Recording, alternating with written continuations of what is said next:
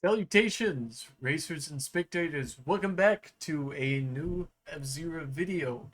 Um, Recently, as you guys probably knew, F-Zero GX came out on the Switch 2, and F-Zero's been getting a lot of coverage. All of the F-Zero games are officially on the new Switch 2, which is incredible on launch day. GX getting its first re-release in over 20 years, which is awesome. Long overdue. And recently, somebody made a 2-hour video glazing F Zero. So we're gonna go ahead and watch this. And if I have anything remotely insightful, I will chime in.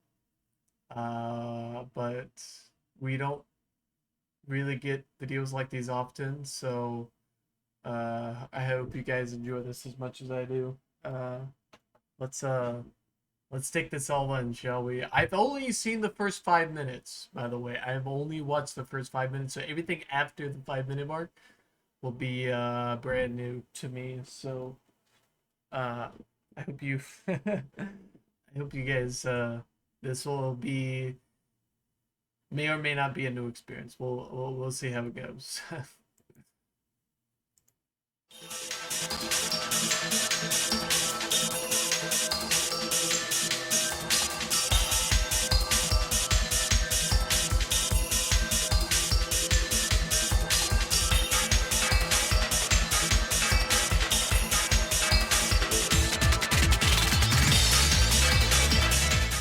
F-Zero is a futuristic racing series by Nintendo, a franchise that drowned in obscurity before receiving a small sense of resurgence with a newish title back in 2023. And over the years, I've noticed many different developers making futuristic racing games, and seeing this series hit its 30s, it's uh, right off the bat, shout out to Aaron Mack for making Aero GPX, this game right here. It is probably one of the best futuristic anti-gravity racers made by fans. And it's supposed to be like a mix between GX and X. I like it a lot. It's not my personal favorite when it comes to the fan games, but I'd say overall in like style and gameplay, like it's probably the most polished. I would say not really necessarily my cup of tea, but I mean been they've been at this for like several years, and you can tell they've put a lot of work into it. So shout out to Aaron Mac, and you should play the demo. I don't know if there's I don't I don't think the full release is coming in anytime soon, but I played it. It's fun, but I mean it's nowhere near close to actual F Zero, and I that's kind of good because it I feel like it does have its own identity for the most part. Um, but you know, so I'd still give it a go because you can tell they just had so much passion for this, and they put a lot of work into it. So different developers making futuristic racing games, and seeing this series hit its 30s, it's hard to deny how much inspiration such games got from these cities of Mute, these blues of Big. Playing a bunch of indie racers got me thinking about the F-Zero series a lot, as it was certainly one of the cornerstones of my childhood gaming experience. I'ma go ahead and toot an annoying toot. I knew about the F-Zero Grand Prix a bit before our cap served Mean Falcon punches and electric knees in the Super Smash Bros. Series. I recall getting F-Zero X as a Christmas gift back in 1998. I'd like to thank whomever the Toys R Us employee was that likely gave my mother a blind recommendation when she went around Christmas shopping for me and my brothers. She probably asked, "What's a good game to get my sons for the Nintendo?" And perhaps the guy deduced that she specifically meant Nintendo 64. Like my video titled I Freaking Love Metal Slug, this is going to be a more personal take on the series and my own experience with the franchise up to this point in my life, but I'll make some observations on the games and their development throughout. With that said, let's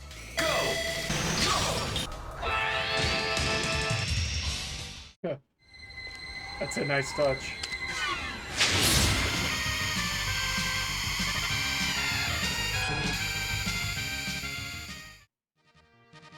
I have very faint memories of playing the original F-Zero on SNES, perhaps at a friend or relative's house, but it obviously didn't stick with me at the time. I did have a Super Nintendo as a kid, but my only vivid memories are losing as Blanca in Street Fighter 2, dying a lot in Contra 3, beating Turtles in Time countless times, and giving up on Super Mario Kart because it was boring. F-Zero... Dude, those games that he just pointed out, incredible, bro.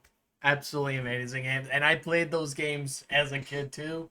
I never get to play F-Zero though. That was a launch title for the Super Nintendo, designed to show off one of the games I did not get to play on the Super Nintendo. The Mode 7 effect that the console was able to Well, I did have a Super Nintendo. I just never played F-Zero.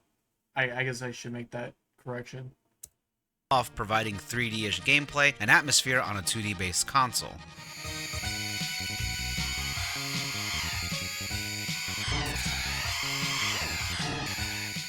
I almost wish I did have a copy of F-Zero as a kid, since playing it now made me realize it is easily better than any other racing game on the Super Nintendo, maybe the best of that generation. Having this kind of gameplay at a fast pace and smooth frame rate was definitely impressive for this little yellow shaded beast. And it's still a very competent racing game now.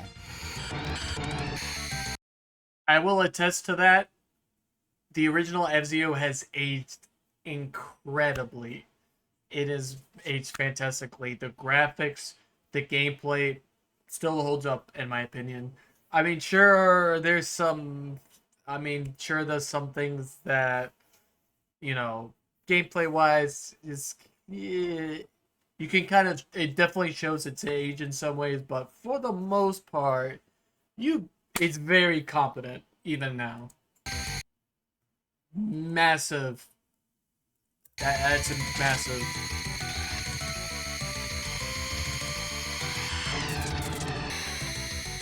But anyway, I'm bringing this up because I didn't give this game the fairest shake back in the day. Playing the original F-Zero on the higher difficulties made me realize it's really got teeth, and competing in these Grand Prix Cups over and over, dying and retrying for long periods of time, encouraged me to learn a lot of the lesser known mechanics and nuance within the game's physics. Master Mode is still a nightmare for me though. Talking more about the core gameplay, it's as straightforward as any other racer for the most part. Do your best to get in first place, right? Yes, but something that separated this from the rest was its boost mechanic. You're tasked to do 5 laps in each race, and clearing a lap grants you a single boost power. You can stack 3 at once, but no more. While it is possible for some of the vehicles to win without using a boost, it makes for a great clutch when you need to get ahead quickly.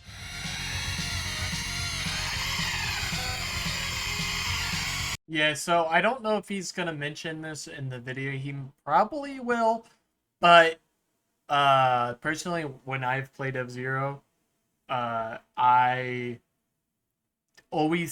don't boost once per lap. I only save my S-Jets, the one you get after each lap, in case I mess up, like in case I do like a big mess up, in order to get me back into the race. As long as you just play clean and keep your speed up as high as you can, you don't necessarily need the S-Jets.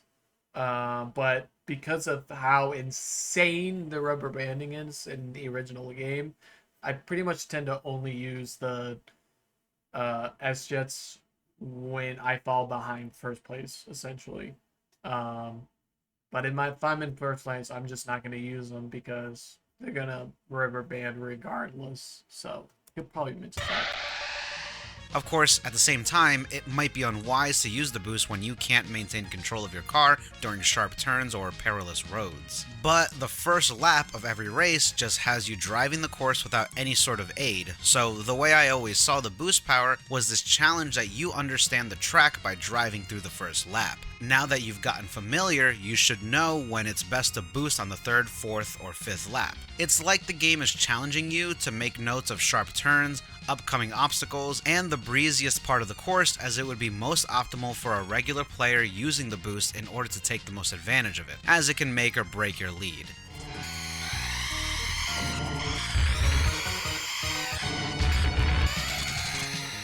You also have a health bar. You need to make sure not to take up too much damage from hitting borders or other vehicles, otherwise you can lose your driving ability when your health is low, or the entire race altogether when it completely depletes. The only way to regain health is using these energy strips where a machine heals you while you're under it. The way they're usually placed as shoulders during the race is a clear inspiration to actual F1 racing pit stops. This all adds to the intensity and demand of the game. It's not just a regular race, it is also a game of elimination. While there's only 4 unique racers to choose from, the game is populated by 15 racers in total, and a bunch of, I don't know, are they supposed to be pedestrian cars? This is a racetrack, but these specific vehicles are not part of the actual race. Maybe it's an homage to illegal street racing too, like how sometimes there's innocent drivers in the middle of a road 2 guys are racing on.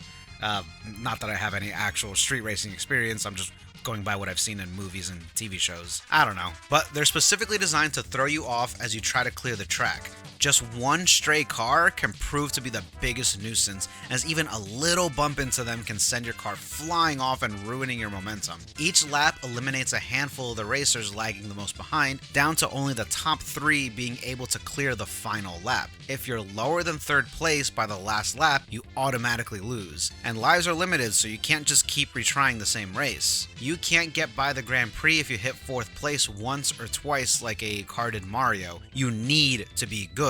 Top 3 in every single race or you're out. You've got to have surgical precision in order to finish in 1st place in just about all of these courses when you're playing in Master Mode. They clearly didn't take that title lightly, because not only are your opponents super efficient in driving these courses, not only do they rubber band to keep up with you, no matter how well you're driving, they are total assholes that will brake check you. Sometimes it's because you're directly behind them for a little too long, or sometimes they just feel like it.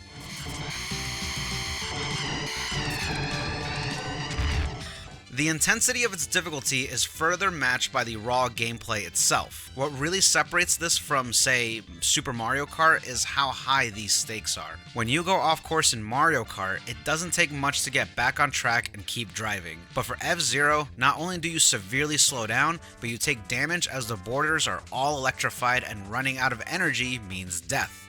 If you fall off the course in Mario Kart, you just get picked up and sent on your way to keep racing. But F-Zero? Your driver is burning alive as you sit there on this lingering shot of the fiery rubble that was your vehicle. And even the tiniest mistake can Yeah, yeah, that's definitely one of the notorious things about F-Zero is that if you go off course, hitting walls, going off the track, like, you get punished severely. So playing the game well is very also lead to an immediate death. very important. Clawing my way to victory in as many of these cups as I could made me appreciate the intensity of the game itself, as well as the atmosphere surrounding the courses. So let's talk about that for a bit. While at first glance, the stages don't seem too different from each other, it's their backgrounds and music that show real distinction. I mean, besides the track design. I'm talking about the ambiance, you know? There's a handful of unique environments that house a number of courses. The high-tech mess of towers in Mute City, the clear skies and sun-drenched shores of Big Blue, the remains of the deceased in Death Wind, etc. Accentuating the uniqueness of each venue type is, of course, the music. F-Zero's soundtrack has a very jazzy feel, emphasizing on what sounds like horn instruments inside the SNES sound chip. Just listen to the chorus of Mute City, really feeling like the beginning of this great race.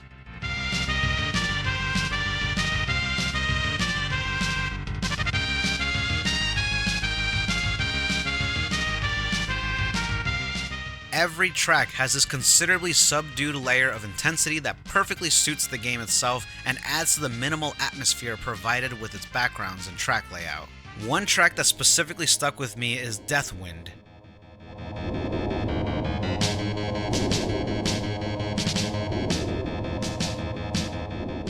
It's very simplistic with what sounds like a quiet snare drum and The drums in Death Wind go crazy, man. and these low keys, but what else do you hear?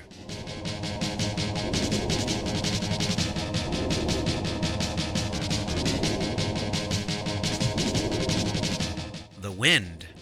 This track's main gimmick would be the blowing winds manipulating your car's trajectory, and rather than using another sound channel for a game that's already utilizing so many, the composers injected wind sounds into the track itself. This must have been a way for them to conserve the sound channels, but it also serves as an example of creative development under limitations. While F-Zero excels in having smooth gameplay along with a nice looking 3D perspective, the console's limitations still held back aspects of ambition.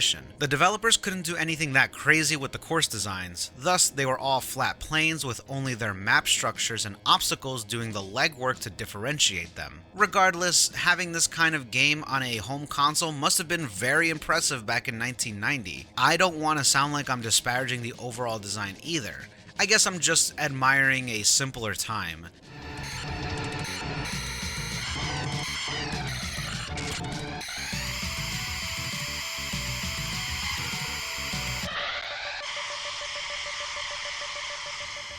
F-Zero doesn't have a story per se, but it does have a world. A lot of this is built through the instruction manual itself. I'm sure I'm not the only one that never took the time to look at game manuals when I was a kid, especially the games I'd never actually owned, but it sets up Captain Falcon as the main character, drawn up by Takaya Imamura, the lead. Also, I just realized how freaking short Samurai Goro it is in this. Lead artist for the game. Captain Falcon is a bounty hunter who, given how bigger he gets in the other games, built his reputation in this race. But I gotta say, the F-Zero comics are pretty darn cool. I haven't read all of them. I've read bits and pieces of it, but the early designs of the 4 original characters are pretty cool, especially Captain Falcon. Competition known as F-Zero, an evolution. I prefer his GX design, but I think pretty much for the most part, I don't think Falcon necessarily has a bad design in any iteration. Of Formula One racing as we know in the real world today, which is appropriate considering the game's director, Kazunobu Shimizu, was the director and designer for early F1 racing games on the Famicom years before F-Zero. The prequel comic was featured inside the instruction manual and was created by Art Nichols and Bob Layton, 2 Western artists who also drew many pieces for the game, including the Japanese cover. Devs behind F-Zero, including Shimizu, insisted on Western artists creating the world of the game through the cover and instruction manual in order to ensure it would be received well in Western markets. Funny enough, despite this influence, they did not draw the cover for the Western versions. This would also influence the game's visual design, which has this cool, slightly edgy vibe going on while taking a lot of color coding and style from 70s sci-fi action and maybe some tokusatsu goodness. But why did the F-Zero competition begin in the first place? Because the so-called elites got bored.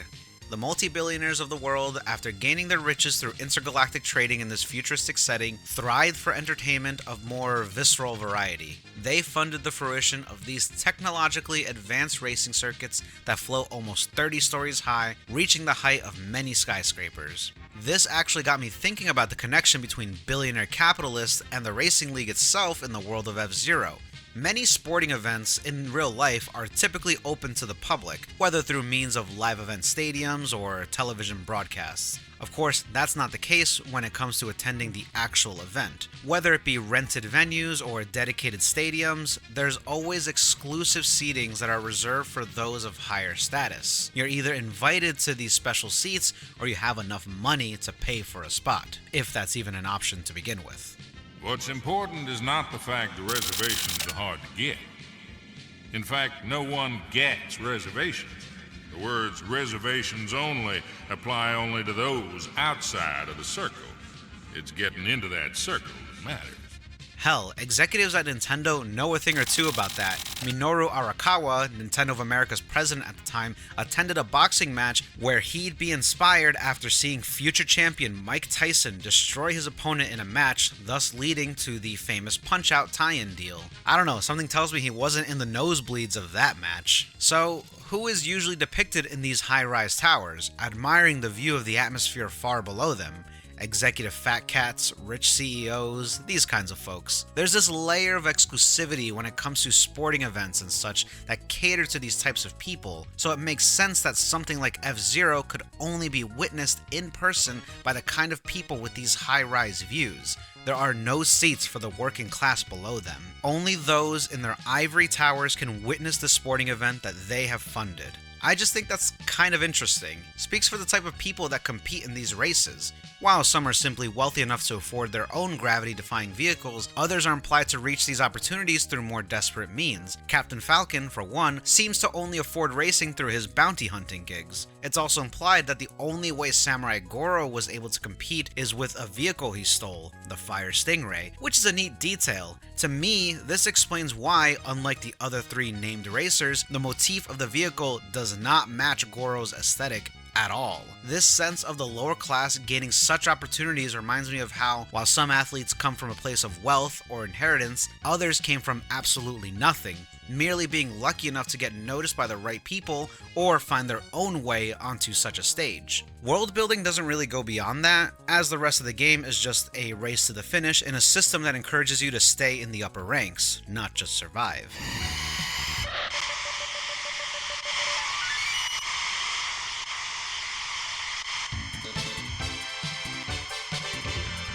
F-Zero is a really cool, tough-as-nail game that rewards precise driving skills with that #1 spot. Absolutely. Of course, the futuristic racer wouldn't really find its stride until the next generation, that game being...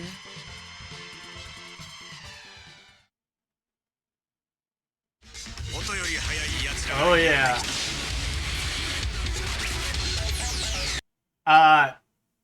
So you guys might be a little disappointed when you hear this, but I have not played F-Zero X for more than like 10-15 minutes.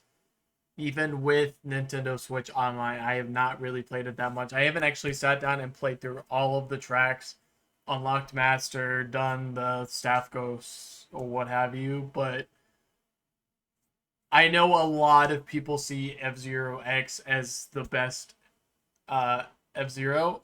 I wholeheartedly disagree with X being the best, but you know, it definitely has its place. All the F-Zero games has its place, but definitely X. It pretty much is pretty much essentially a tie between X and GX. Probably I'd say like 65 GX, 35% X. But I've heard nothing but good things about X, and you know, when you watch the game, you tend to understand why.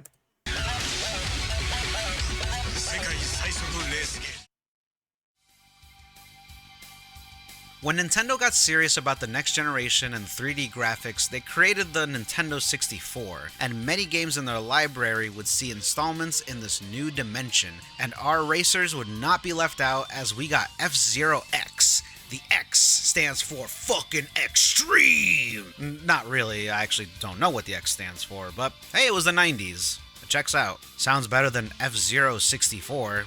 I guess that would have technically just been F64. Now developed for the more advanced hardware, which can render real-time 3D, the course designs don't have to be completely flat anymore. The racetracks sport big loops, bigger jumps, hills, and tubes. These course designs really help accentuate futuristic anti-gravity racing action.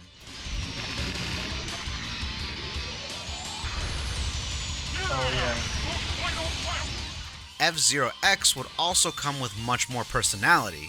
Unlike the first game, we got to see the pilots themselves as we're selecting our car. They show up on the left side of the screen as 6 leading racers, and there's even ending cards for the characters when you win a Grand Prix in the harder difficulties. No story. I've always found that to be so cool, having like these fully fleshed out characters with like these dialogues and cool little endings that you get whenever you beat the game. Like, it's just one of the small things that make F-Zero the greatest racing series in all of gaming. And well, my personal favorite racing series in all of gaming, but it just makes It makes the game so much more cool, you know? In the game nor the manual, although the latter does have profile descriptions. Look at those designs, man. The X art style, it goes hard. Like I prefer GX art style, don't get me wrong, but X goes so hard on those designs and the machines. It's awesome. Like even though I haven't really played much of it, like you could just tell like they went over the top with this game. Of all 30 racers so you can learn a bit of their background. The original game went for a rather hokey style of older comic books as well as the more prominent action and sci-fi entertainment of the late 70s with a hint of edge. F-Zero X, however, went harder on the comic book style while also giving a more dystopian vibe, kind of like heavy metal. There's actually a lot I'm willing to compare between. Oh, how about that F-Zero X soundtrack, man? Woo! That heavy metal goes crazy with the high-speed adrenaline racing. F-Zero X and heavy metal, at least regarding the movie, and the vibe goes perfectly with the game's visuals. Although they are very minimalistic like the first game, something about their distance and foggy appearances make all the areas look like a fucking bomb hit them, and the only thing our contestants have left is the thrill of the race.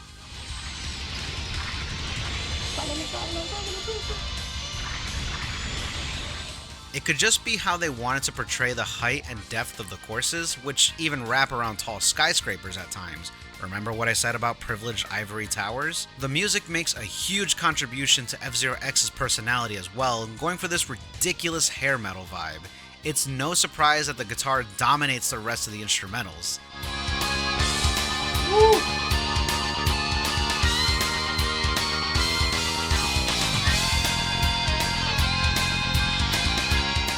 The composers knew this game was going to be more intense with a faster tempo, so it needed a different musical direction. The Chemical X juiced into the F-Zero formula, if you will. As charming as the original jazzy soundtrack is, I don't think it would have been able to carry the energy this kind of game needed. Oh yeah. So the hair metal and hype electronica blends perfectly with the absolute intensity this game oozes.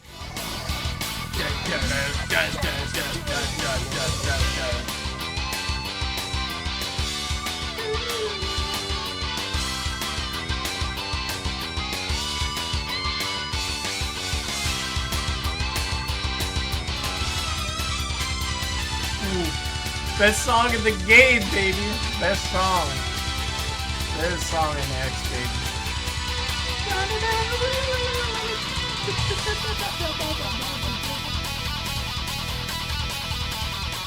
And I love some of the titles they gave these tracks. Fall Down to the Scream, The Devil's Call in Your Heart, The Long Distance of Murder.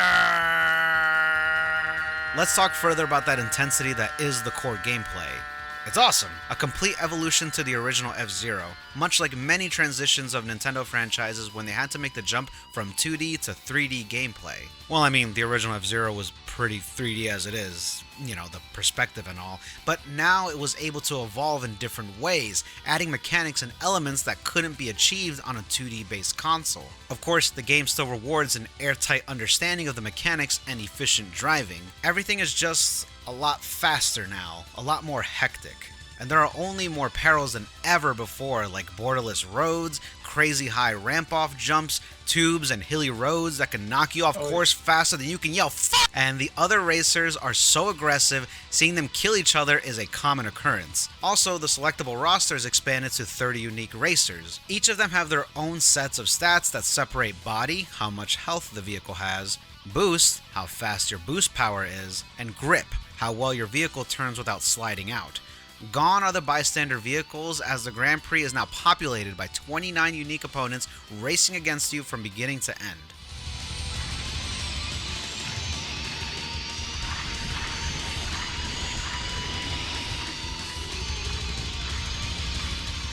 You can even tweak your vehicle before each race, selecting a balance between acceleration and max speed. Personally, I feel you always want to lean towards max speed in order to increase your chances of winning. Not all the way though, you need some acceleration at least. But this is coming from a bozo that only barely manages to beat Master Mode on a good day. I know speedrunners do some crazy shit on the other side of this tweaking bar. The Grand Prix gives you a selection of 3 separate cups with 2 unlockable cups afterward. Each cup contains 6 unique racetracks, and you accumulate a set amount of points that give you an overall rank at the end of each race. The higher you place, the more points you get, first being a full 100 points per race. With this new point system, the elimination mechanic was completely removed. While it's obviously still wise to get as close as you can to first place, hitting a low rank doesn't make matters hopeless depending on how many races are left in the current Grand Prix. The boost system would be revamped as well and remain a consistent mechanic for nearly every single game after. Just like with the original F-Zero, the first lap has you driving as well as you can in order to get familiar with the course before the race really gets going. Once you hit lap 2, you hear the iconic phrase, and instead of being a separate utility with limited uses, the boost power is tied to your energy meter or health. Using boost power eats up your health, which can only be restored when driving over these pink strips, which are placed more uniquely than the original restoration strips on SNES. So, this is still tied to challenging the player to memorize the course and strategize where you need to boost in order to overtake the other racers. But now it's not just a handful of boosts throughout the whole race. If you play right, you can boost a whole bunch of times in every single lap, besides the first one, and also keep in mind where you're able to restore health, granting you even more boost.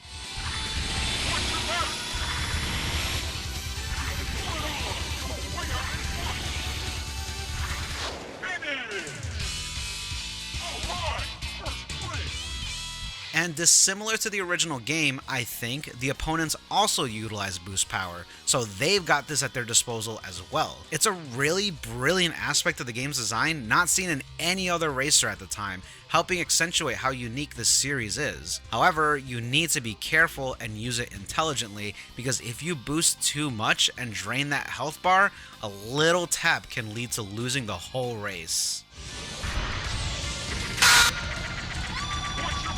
F-Zero X not only encourages the player to be precise with their driving, but aggressive too. A new element to the core gameplay would be your forms of attack. Tapping Z or R lets you do a hard shove on either side, which can kill an opponent immediately if you hit their car directly.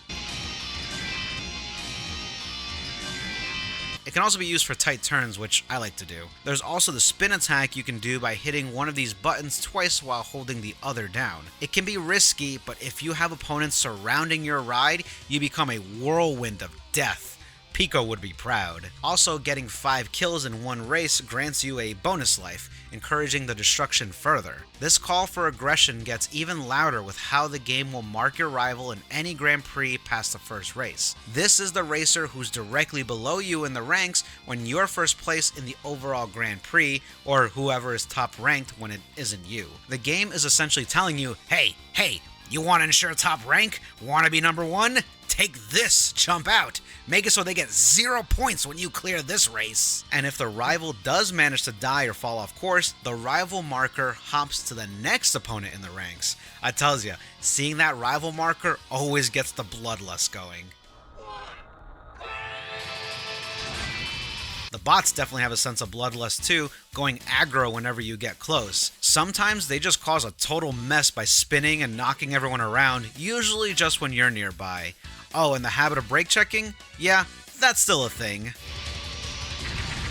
The developers even ensure the bot racers act differently depending on who you pick for the Grand Prix, as each character is given a contextual rival, so they're more likely to keep up with you in the assortment of races. Although it's a little hard to tell sometimes, especially if you're smashing up racers all willy-nilly, but I have seen particular racing companions and rivals stick together a lot, so I think even the bots themselves are influenced in this manner. I think this addition of being able to attack and defeat other racers is a real defining factor that separates the original game with its main sequels.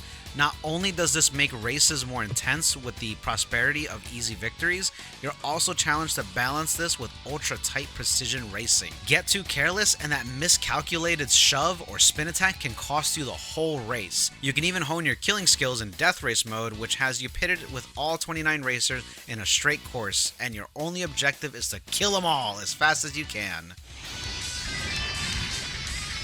It would have been cool to see this feature in the other F-Zero games, but I mean, you can basically essentially do it in practice mode in Grand Prix if you're really good, but would have been cool to have it as a separate mode. Driving further into the presentation, there's a lot more characterization on display throughout the game. The title screen shows just about all the pilots you get to drive as, most prominently the initial 4 racers.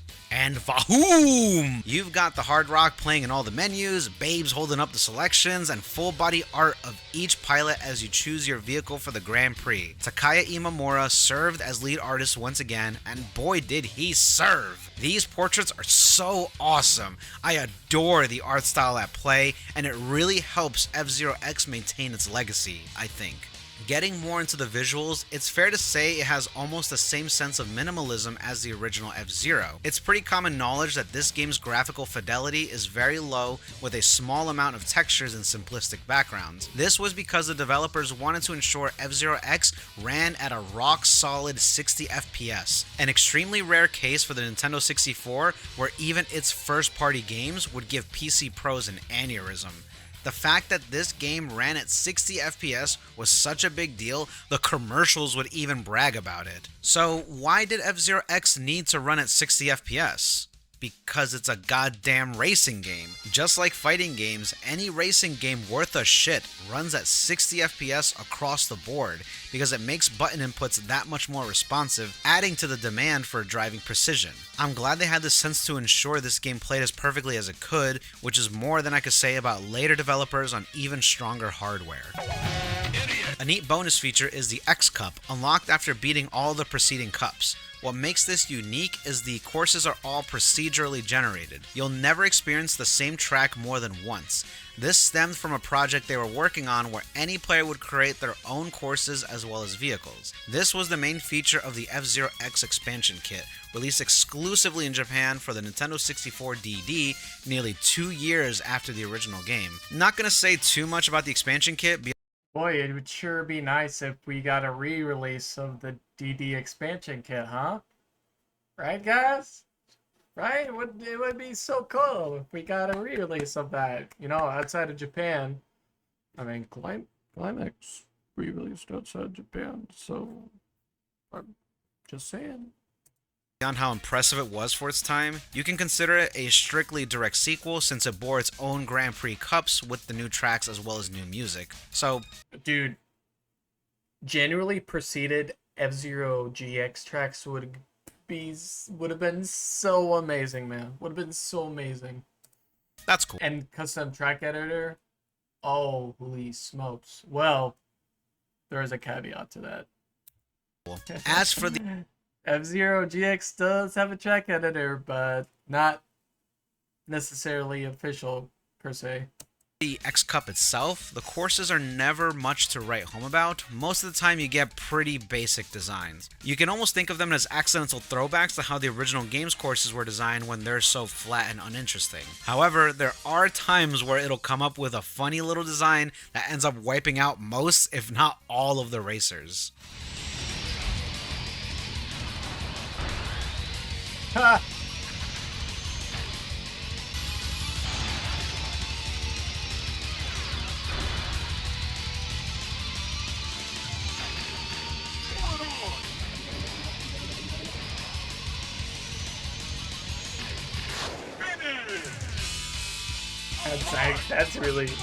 That's pretty cool.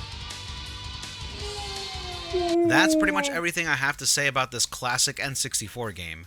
F-Zero X stands to be a lot of people's favorite game in the series, maybe even their favorite racing game, period.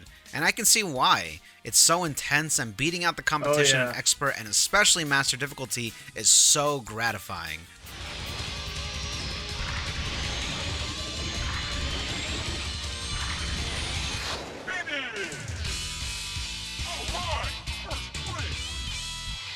However, it would be the next main console installment that would really take that crown for me. Not just my favorite F-Zero game, not just my favorite racing game, but let's get right to it, huh?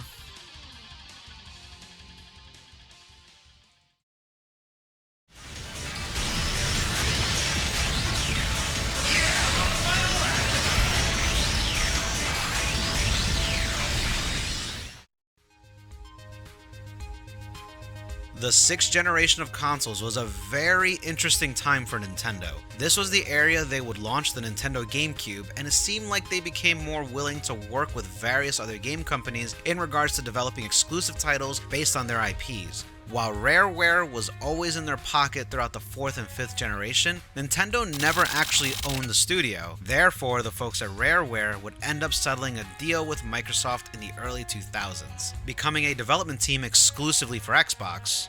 Well, besides a bunch of handheld games, I guess. It's Mr. Pants. Hello, everybody. But what I'm getting at is, perhaps this early shift in the Nintendo family told them they had to start getting serious support from third-party developers and new teams altogether. There was that Resident Evil deal they scored with Capcom, which included exclusive games as well as some ports, Retro Studios being assigned to create Metroid Prime, which became an iconic masterpiece, and perhaps not as discussed as those deals, the Triforce, the nickname of an arcade board that was emblematic of a short period where developers within Nintendo, Sega, and Namco made up one powerful force to create a couple Mario Kart arcade games. And a new F-Zero!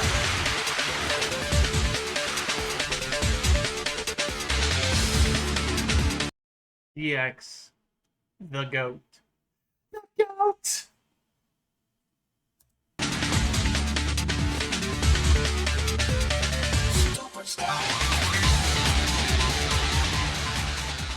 Let me take you back to the past for a second. It was summer of 2003, all the kids were on summer vacation, and it was scorching hot outside in New Jersey. The Iraq War was well underway, musicians were letting out their anti-something protests in their singles, and I was enjoying the beautiful summer weather indoors, playing video games. And if I wasn't at home playing video games, I'd be inside a dark, air-conditioned arcade playing video games.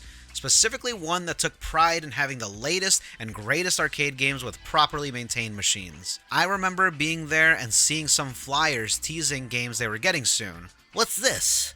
F-Zero AX? And then game magazines started showing previews for this brand new game hitting arcades and the GameCube around the same time. I couldn't believe what I was seeing as a kid. A brand new F-Zero game for the GameCube? And arcades? And it's being developed within Sega, the fallen rival of Nintendo? Funny thinking back to that, I was only 12 years old at the time, but even then, aware of the rivalry Nintendo and Sega once had with each other. I could even recall game magazines talking about the companies working in tandem like they were two celebrities being seen together in candid photos or some shit. Of course, in retrospect, this was a match made in heaven. F-Zero GX on GameCube, or AX for the arcade version, would be developed by a team within Sega AM4, or Amusement Vision. This team actually made a bunch of awesome arcade games, and Toshihiro Nagoshi was part of the roster as well, serving as head producer. He was the director of Daytona USA, which is an absolute classic. According to him, F-Zero GX was a passion project, as he demanded that if he were to work with Nintendo at all, the only game he'd want to make is a brand new installment to F-Zero. I experienced the arcade version first, but I'll talk about that in a bit. F-Zero GX arrived during that same summer of 2003, and my god, after the initial file creation, that game wanted it to be known that it had arrived with its title screen.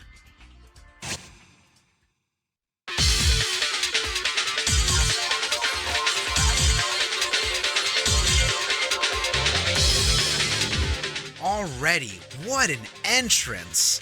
This game is the equivalent to that Thrill House scene in almost every sense. This is great! And all I've done is enter my name! Thrill House! While seemingly similar at the surface to each other, F-Zero GX cool. plays a lot differently from its N64 counterpart.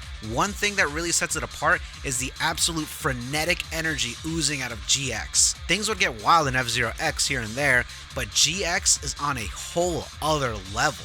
And when you get that boost power, things only get cranked up more, catching these glimpses of them gaining insane speed in just seconds and barreling through parts of the course.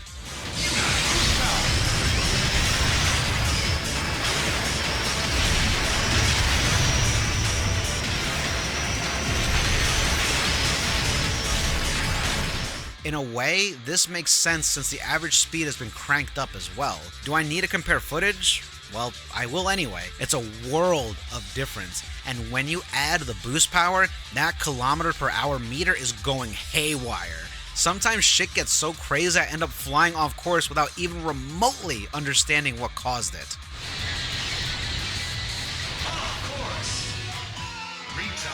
What the fuck did you just call me? The effects do a lot of work here, as F-Zero GX doesn't just have better graphics, not only do they have textures on everything, but all the visual and audio feedback have so much more going on now. One of the best examples would be how unique the exhaust fumes are on each car.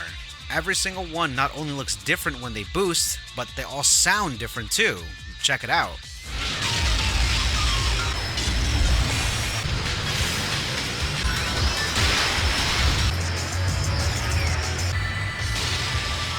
I am stunned by the amount of detail this game has. It reminds me of how the Gran Turismo devs recorded the engines of each individual car in the roster, so they all sound more accurate in-game.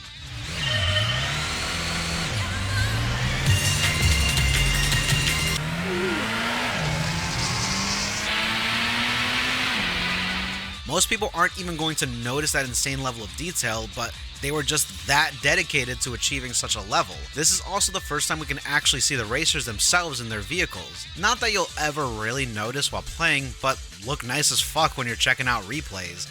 They even move their arms when turning and look at other racers nearby. Seeing that kind of magnified detail and love put into something like F-Zero is, well, it's just amazing. I absolutely love the course designs in this game too, which goes even harder than X. Sometimes they look simple enough, other times they look like your wired earbuds after getting shoved into your pocket. I remember shuddering the thought of taking on some of these courses just from looking at the map. Of course, these days I remember every single upcoming twist, turn, hill, and pit like the back of my soul. Disclaimer, this does not mean I'm good at racing them. Like the other games, each course has a short description of its specialty. Split roads, cylinder tracks, things like that. Oh, but for Big Blue 2, it's just described as an ordeal, as in a painful or horrific experience. On Master Mode, ain't that the fucking truth.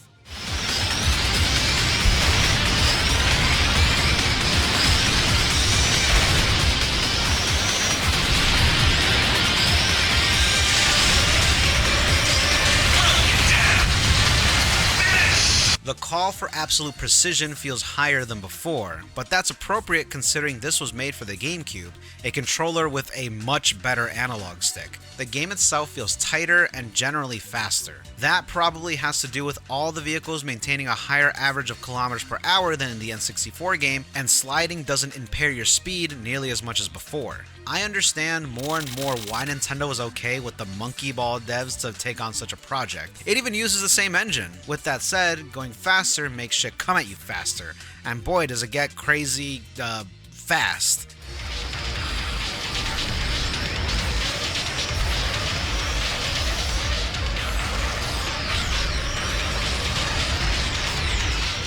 The eye-ripping intensity of the gameplay is perfectly coded by the music.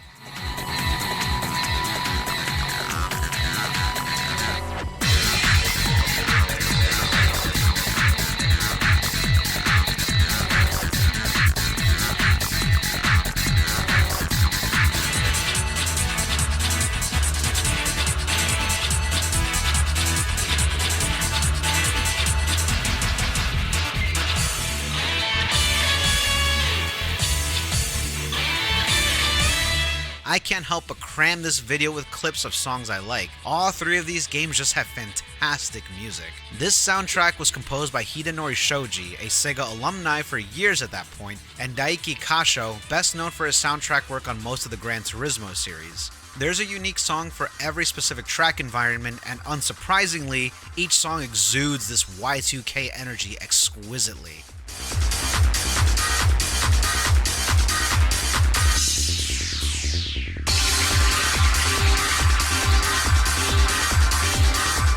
Some wouldn't love it as much as the F-Zero X tracklist since they dropped the heavy metal vibe, but instead this blend of rock and techno. However, this is my jam, 100%. Some of these songs feel like they'd be right at home in the Matrix, you know?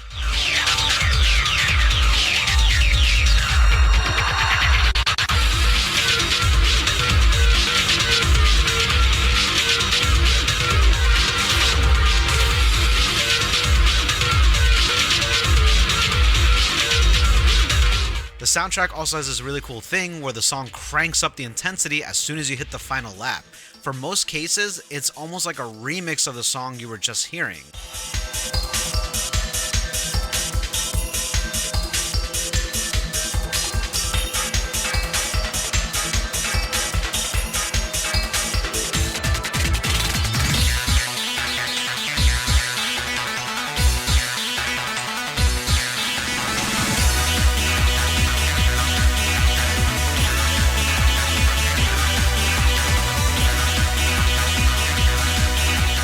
The final lap mix always sounds more potent and just adds this edge of your seat feeling. Mario Kart has a similar thing, but all they do is increase the speed of the song you were already listening to. In F-Zero GX, it's a new mix altogether. If there's any time to bust out the gamer posture, it's when you start hearing that final lap mix.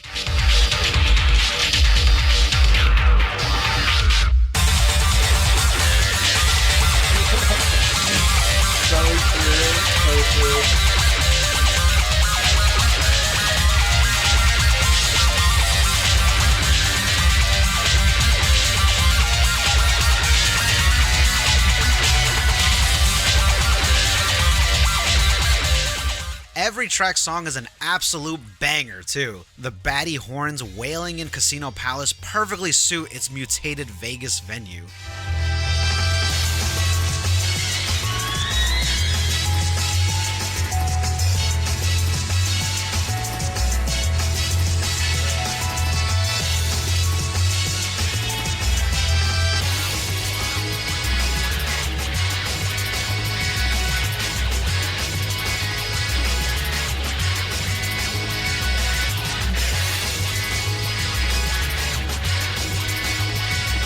These toothy guitars depicting Sand Ocean and its miles-long lethal desert full of giant beasts.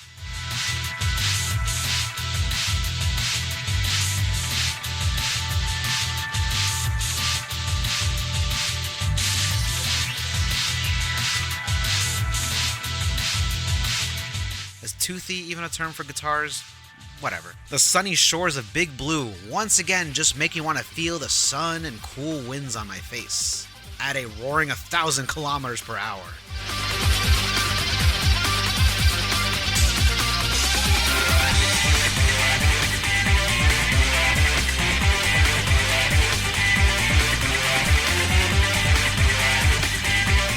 And Mute City, my darling Mute City. Oh my god.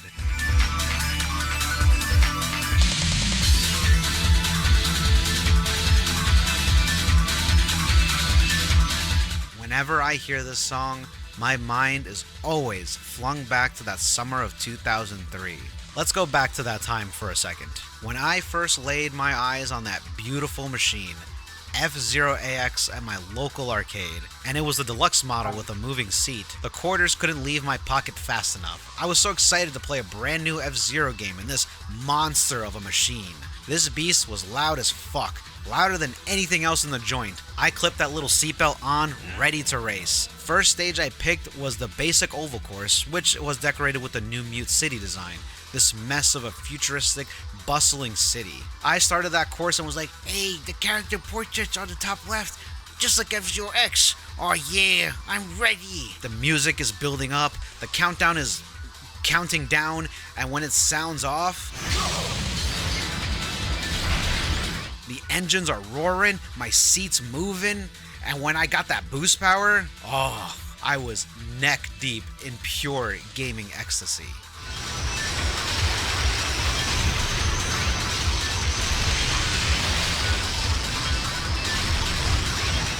It's such a simple course, but the neon futuristic visuals, the amazing song caked with these incredible sound effects of the boost, the slides, the other racers pushing past me, God, everything about this experience topped with the moving seat, how else can I describe it?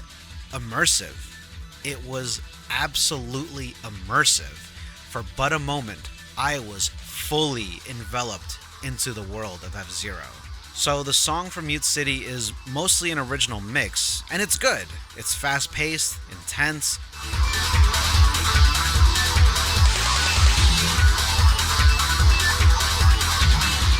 fits that futuristic vibe more snugly than the right puzzle piece, but once that classic chorus comes in,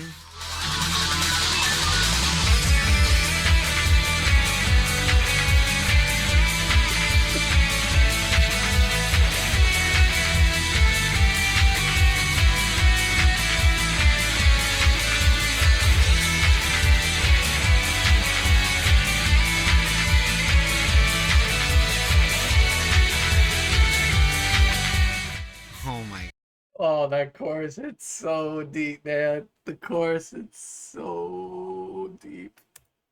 god. I still get emotional hearing it. I swear, if I think about that moment in my life long enough, I could just cry. No other video game has ever made me feel the way I felt when I first played F-Zero AX. Oh. It's a feeling I have this longing nostalgia for, because I know I'll never get to experience that kind of dopamine discharge ever again for the rest of my life. And what's crazy is, there was an even more insane version of this machine called the Monster Ride, which I guess I'll just never get to experience. Update. To my surprise, there still exists one single Monster Ride machine in working condition, and people are able to go and play the game. I guess I'll be able to play the F-Zero AX Monster Ride version if I ever find myself in Kuwait. There's a handful of moments in my life that mean so much to me. Moments where all I can think of is a quote sung by K-Flay. We all have memories that we can't return to. Just thinking about that line or reading it aloud brings me back to a bunch of landmarks in my life and gets me emotional. And that day at the arcade is one of them. Attaboy. But when I turned up his New City. something strange overcame him.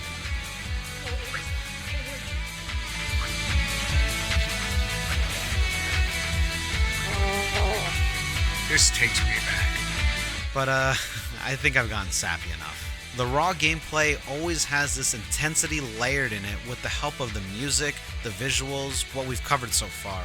But all of that wouldn't feel as fulfilling if the game wasn't really, really hard.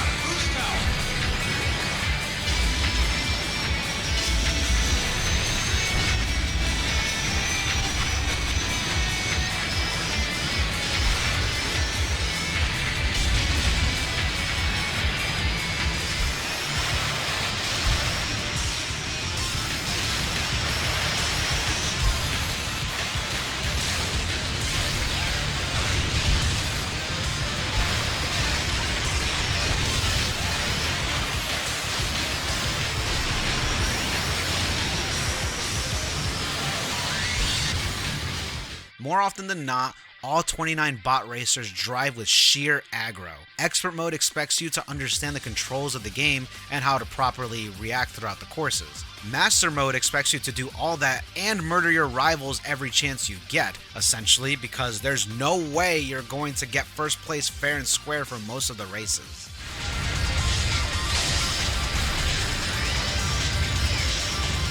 Speaking more on the driving and the smashing and the dying, opponents are generally more aggressive than in F-Zero X. They also have more tendency to defend themselves. You usually catch them spinning the moment you've got them lined up for a perfect shove, rendering them invincible for that moment. It's like they just know you want to knock them off course and try to mess up your plans.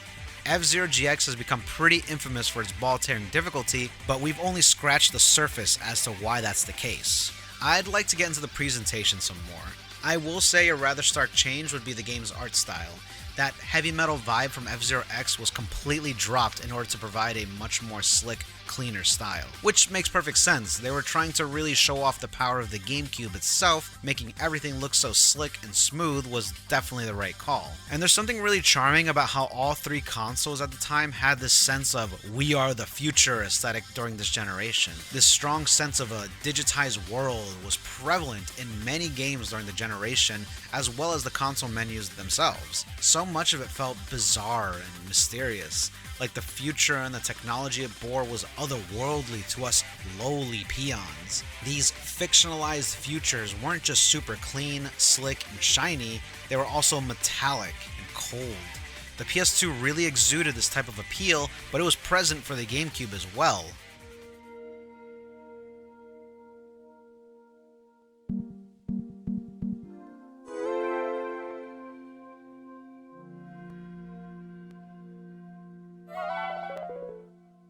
With that said, entering F-Zero GX felt like this celebration that you are now in the future!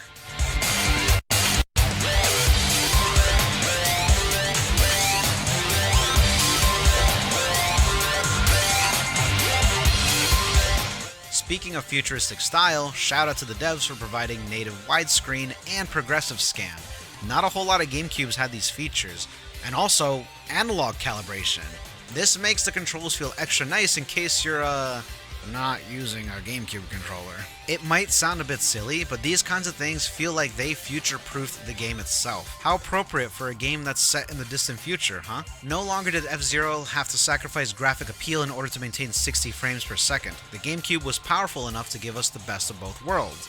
In fact, I don't think it's wrong to say F-Zero GX is one of the best looking games of its generation. It finds this perfect balance of amazing graphical fidelity and wonderful futuristic artistry in its visuals. A good way to put it is that a lot of games during this era and before tend to lose a bit of their appeal when you're up-resing it to a higher definition monitor instead of viewing it on a standard def CRT. But for F-Zero GX, I believe it's one of the few cases where its visuals are only enhanced by this newer sense of clarity. Just ignore that, and that, and that, and that, and that. Frankly, this makes it even more confusing that it was never properly ported or remastered, but then again, I don't think Nintendo has the best track record when it comes to HD remasters. With the entire cast of F-Zero X returning, this was also the first time nearly everyone was presented in 3D.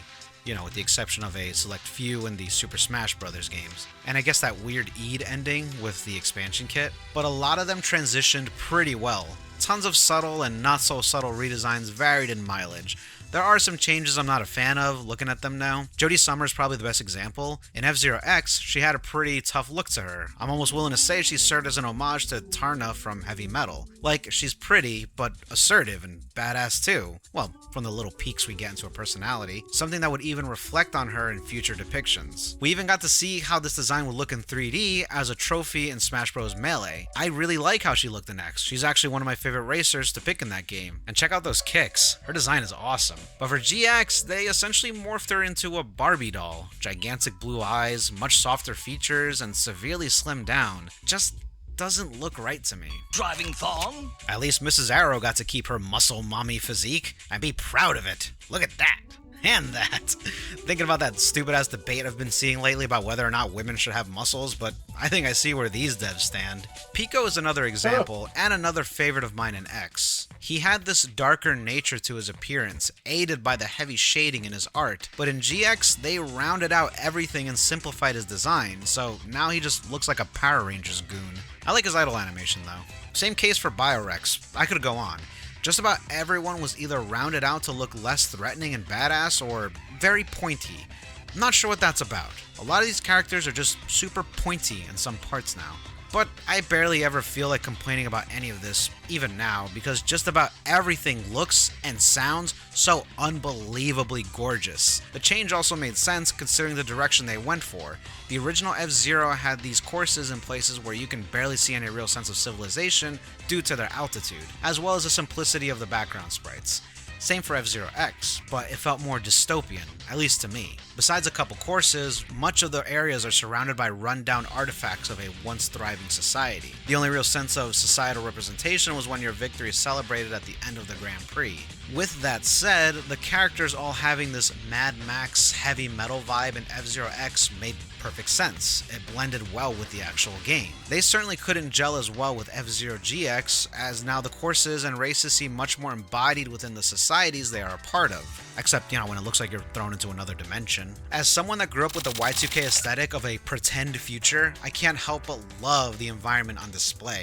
The artists and graphic designers were clearly more inspired by this era they were living in, where it's this weird approximation of what some insane, smooth, clean, utopian future would look like, as well as some underbellies of various industries, all while having this insane technology that has never and will never make sense to literally anyone. Processing F-Zero file, huh? Yeah, okay. Going from the original game to X doesn't seem like that much of a stretch in time passing, but X to GX feels like a century's difference. Where did all this civilization come from? It almost feels like the game should have been accompanied with an entirely new cast of characters, not the same ones who haven't aged a day. But we did get new characters, totaling 41 distinct drivers. A lot of these new guys feel very Sega to me. They're all super cool though. Speaking more on the pilots, there's an entire profile section where you can read their character descriptions and see their models chilling or bouncing around. And the cherry on top has to be the unique theme songs each racer sports when checking out their profiles. It's so cool. The descriptions already tell you plenty, but the theme is almost further peering into the kind of individual they are.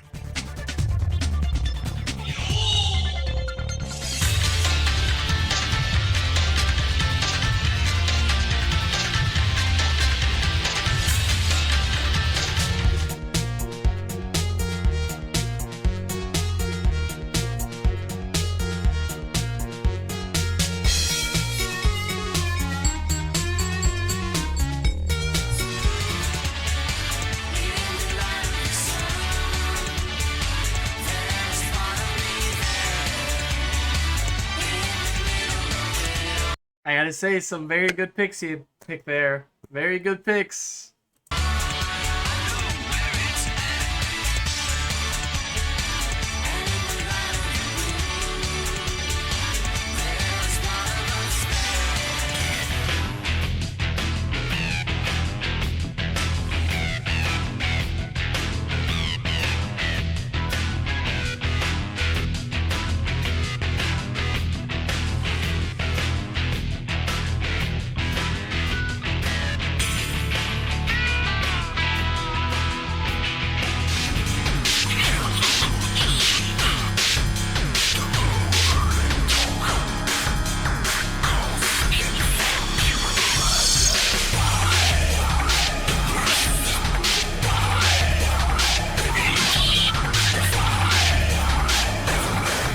Unsurprisingly, Captain Falcon has the most extravagant, having pretty clear lyrics, and it really leans into that Sentai superhero vibe he exudes. In this world you've got to be strong.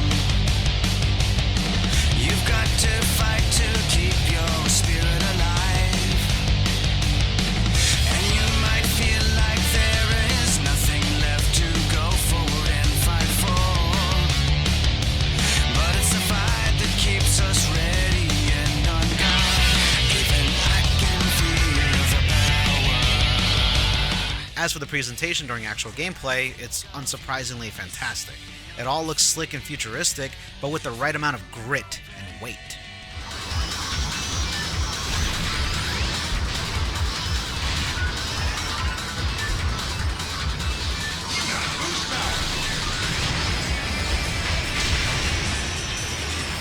I find it really cool that he tries to showcase as many different vehicles and characters during the gameplay, as well as the tracks.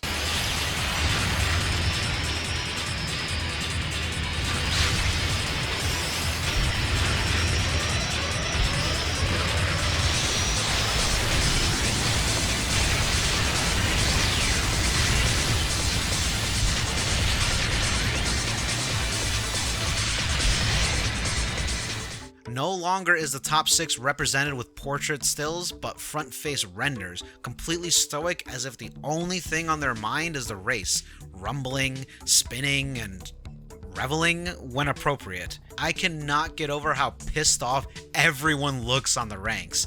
Nobody is here to have fun. The only fun part is hearing how ecstatic Mr. Zero is over your victory.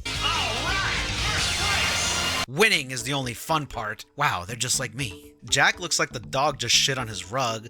Billy looks like King K. Rool rolled into town. Jody looks like she's trying to ignore an ex that's nearby, and like, things ended amicably. You said you'll still be friends, but you know things will never sit completely right with either of you. But you need to stay polite since the two of you had mutual friends that you still want to see, and just the thought of seeing him with someone else might hurt too much, but this is a friends gathering. You told Monique you'd come to the party. Everyone's being chill, so you just gotta stand there and...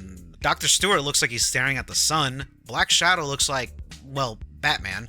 Spade's not smiling. His face is just like that, permanently. Pico looks like he just found out someone else ate his lunch he was saving in the fridge.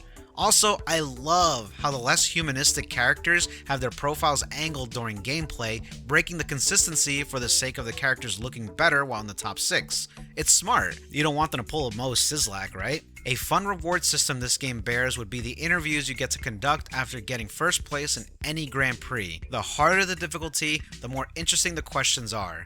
Which one of you is the fastest? I handle the machine the best. I am the strategy whiz. I do speed control. That's how we win. This is also the only part of the game you get to hear most of the characters speak, all with their own unique voices. You're quite the gentleman. The martial arts taught me good manners.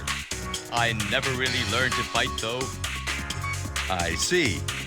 What is that insignia on your back? The Galaxy Dog logo. I designed it. I see. What would you like to do in the future? Rescue every octopus in the universe that's in danger of being eaten. Wow. I see. Hey, I didn't say you'd be able to understand them all. No big-time actors, but they were somewhat prominent in games and anime dubs during the 2000s, many of them voicing characters in the Shenmue games and a bunch of fighters. Some of them are actually still active. To be frank, the only name I recognize among them was Donna Burke, who voiced Angela in Silent Hill 2 and Claudia in Silent Hill 3. Oh, and... she's Mrs. Arrow and Princia, the former being really funny because she just sounds like Angela for most of her takes. He was beating around the bush, so I ordered him to marry me. Lost? Of course, we've also got to talk about the infamous story mode. This is a big factor why people cite how hard the game is. This was an assortment of 9 different missions tied together with a narrative about Captain Falcon trying to get to a racetrack. You stole the prize money from us last time. You will pay for that. Please, consider it an old man's last request. Just calm down. So you want to play? Guys, the party's just starting. Of course, the simple story, awkward cutscenes layered with even more awkward voice acting aren't exactly what made this story mode so infamous, but because the missions themselves are absolutely vicious with their unrelenting difficulty. The Grand Prix races are tough enough, but I like to think the developers held themselves back a bit since you've got a limited life count to worry about. Story mode? Hell nah, you got an infinite amount of retries. Oh no, the bomb exploded on you again. Oh no, you fell off course again. Nut up, chumps. The first one is innocent enough, asking you to collect these giant pills within 3 laps and do it under a time limit. You've also got a race against a single rival around a short cliffside track with falling boulders, knocking out a bunch of gang drivers with your forms of attack,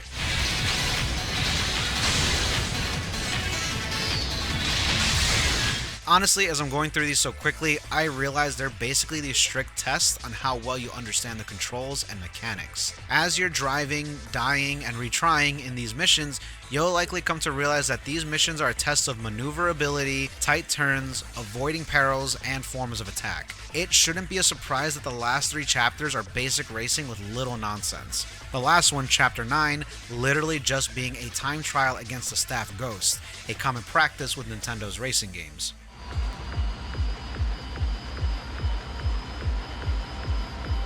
it's a bit poetic that the last chapter you're facing the creators, but you're also facing the creators of the game, which you probably already knew that by now. But I always thought that was quite poetic. Chapter 7, however, is the bane of many people's existence. I would say there was a few chapters that I did not beat on very high. I think it was like 2 or 3 that I just wasn't able to do for whatever reason. But I know for a fact Chapter 7 was one of them. But I think it was one of the very last ones I beat on very hard. The pop-off for people who beat this game, who played this game for the first time and eventually beat Chapter 7 very hard. The pop-off is insane, man.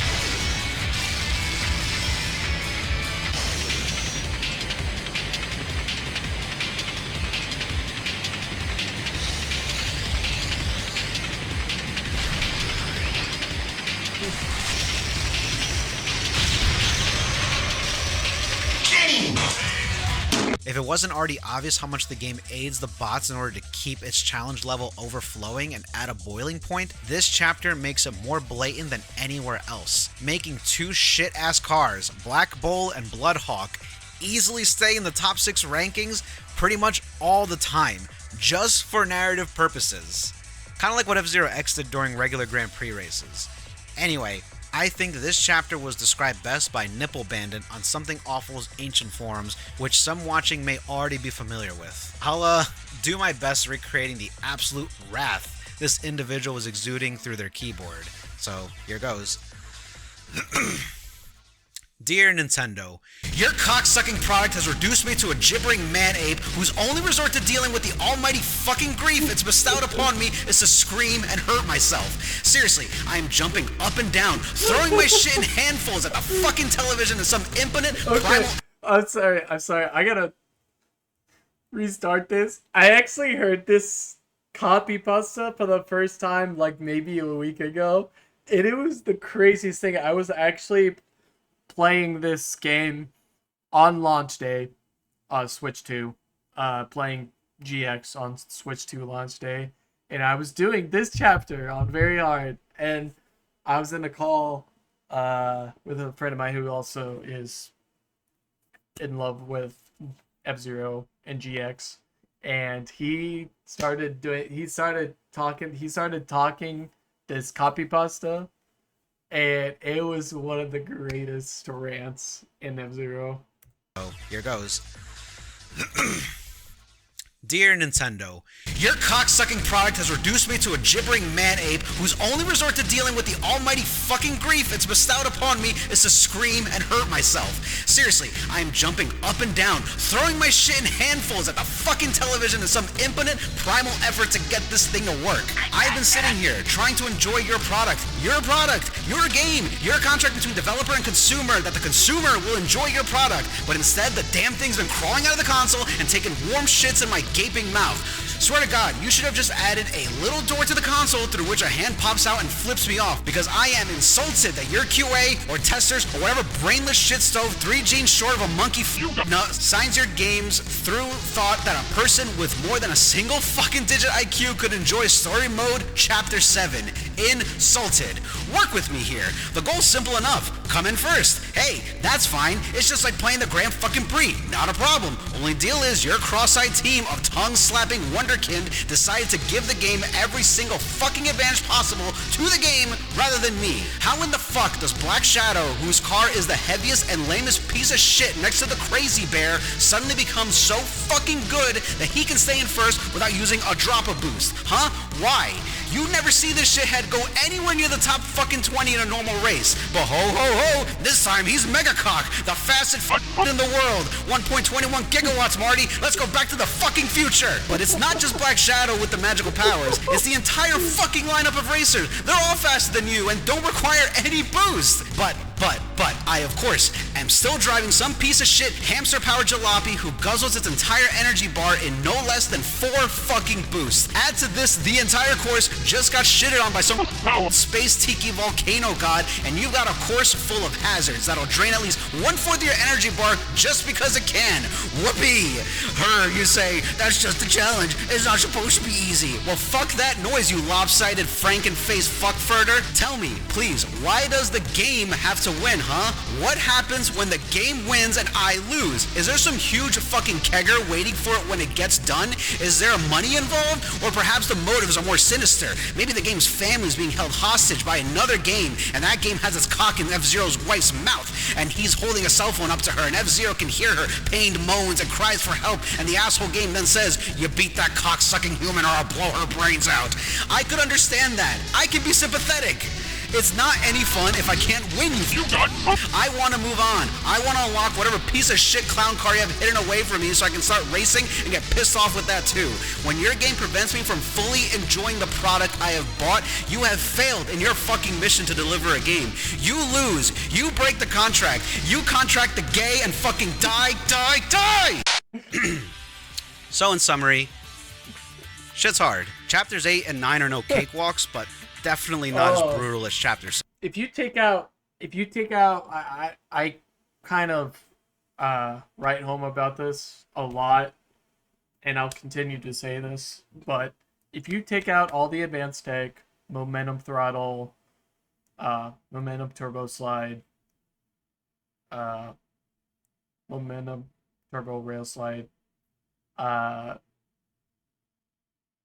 MTS chaining, all of the advanced tech, if you drive the way the developers intended, this game is brutal. This game is tough, man. It takes skill. 7. Truly 7, 8, 9 in this scenario. Although Nipple Bandit might want to know the dirty little secret to this chapter, don't try to stay in the top 3 at the final lap. This triggers the AI rivals to aggro. Well, aggro even more than their story mode chapter 7 tweaked aggro. Stay around 6th or so, then overtake them at the last third-ish portion of the track with multiple boosts and smooth, precise driving.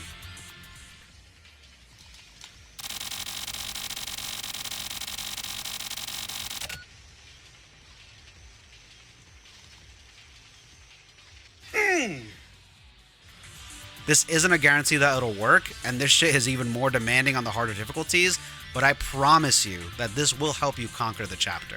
The story itself is nothing to write home about. Captain Falcon stomps some folks, helps some folks, achieves greatness in the midst of some sticky situations, watches Black Shadow fucking dissolve into nothingness, beats Satan and... Hey man, the story mode cutscenes are cinema. I don't know what else to tell you. It's straight cinema. Maybe some other gods, then goes home, decreeing he put in a good day's work.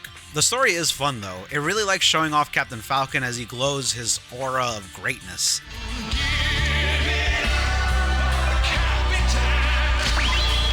The evil forces will never get their hands on this belt. I'll keep winning. He even gets a second theme song. That's just how awesome he is.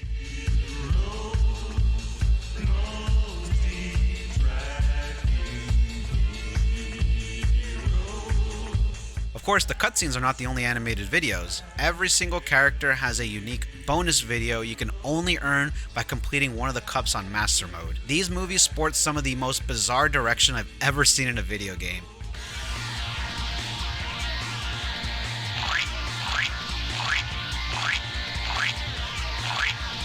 Absolutely cursed. So much of the animation is really stilted and bad. Everyone moves like they're stuck inside mascot costumes. Most of them are really off-model too. While the interviews are sort of meant to be this peek into the characters' personal life, if you're lucky, the movies are rarely ever that. We usually just see them messing around.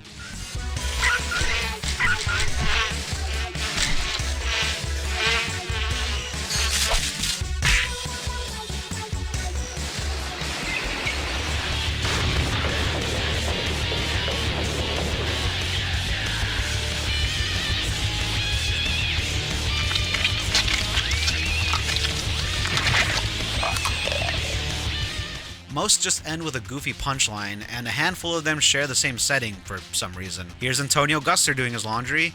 Here's Blood Falcon doing his laundry. Here's Lily Flyer doing her laundry, and also suddenly 50 years old. A lot of them are also just them dancing. Like, legit, all they do is dance around for a bit with some animated background. Here's PJ dancing. Here's Princia dancing. Here's James McLeod dancing. Here's John Tanaka dancing and getting cucked. Tanaka got the moves, man. Tanaka got the moves. Maybe they just wanted to show off the motion captured animation. I don't know. In fact, the only one that wasn't treated like a gag was Pico's bonus movie.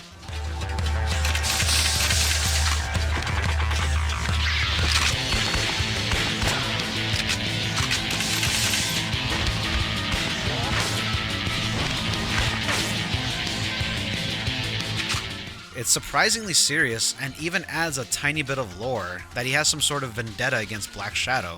Why? Who knows? There's also the customizable vehicles to speak of. While F-Zero GX couldn't bring back the custom racetracks feature the N64 expansion had, this was a nice extra too. You basically pick 3 main parts and combine them as they determine your stats. The names are made up from the parts you picked, making it easier to share if you've got a particularly good one. My go-to was Bright Goose Z, as it made any Grand Prix stupid easy. How does it feel to actually win some races, Pico? The arcade machines even had a GameCube memory card slot, which, if inserted and used during a race, would win the player a bunch of extra goodies like new decals for their vehicle. I believe this also lets you use a custom vehicle you made on the GameCube version, but I'm not sure. There were also pilot cards you could buy so you can save your progress and other things. I did have a pilot card, but sadly my arcade would remove the machine as it broke down, so I couldn't even try the GameCube memory card features. Dang.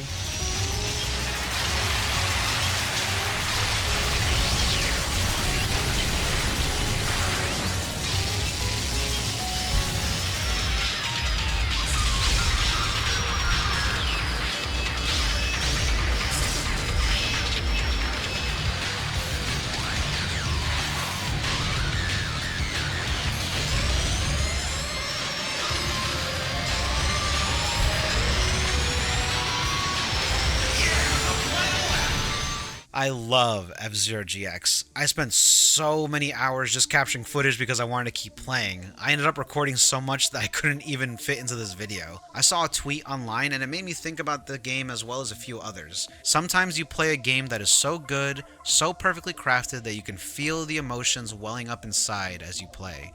Those are the moments that remind you why the medium of video games is so special. And this helped me put into perspective why I adore F-Zero GX so much. Of course, there's been instances in my years playing video games where a certain game will hit me at an emotional level, maybe even get a bit teary-eyed, and that can happen for various reasons, usually story-related. Either it's incredibly well written, or perhaps the presentation itself is just so immaculate, you can't help but get caught up with the characters and their struggles. Video games are an art form, but I feel like people forget what that really means. I think the simplest way to put it is that art is a form of expression by an individual or group of people, whether that be film, poem, painting, or even video game. What are the creators expressing with something like this? Well, as far as I can tell, they were trying to express what they consider a perfect racing experience, and that in itself holds a lot of value to people. Not just a good-ass racing game, but the idea of perfection.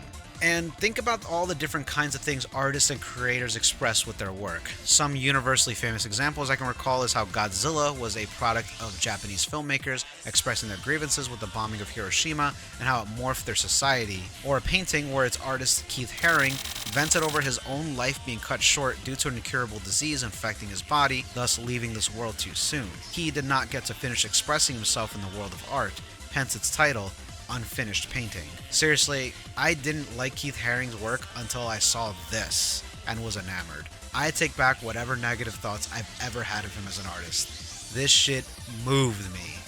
What a champ.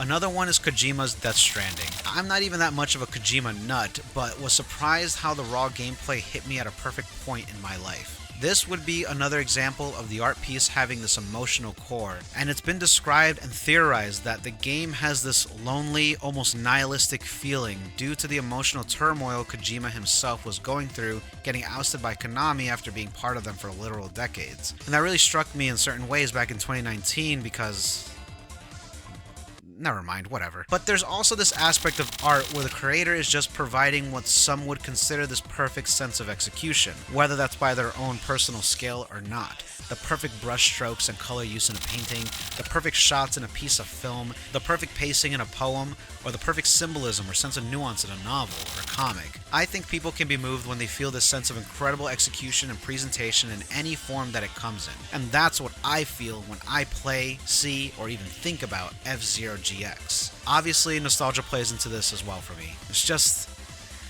God, I love this game so fucking much. I'll always go back to it until I am dust.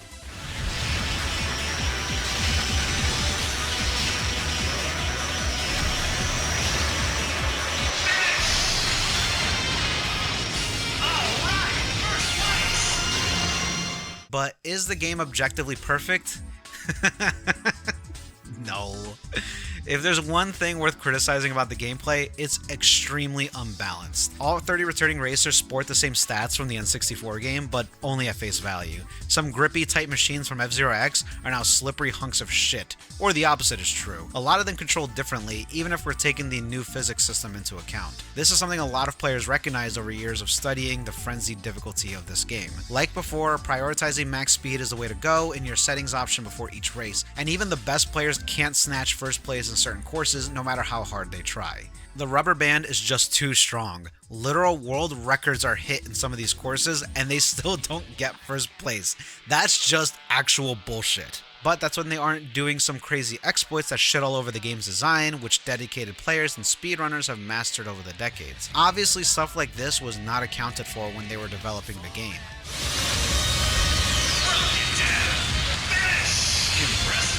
F-Zero GX is a deep piece of nostalgia for me.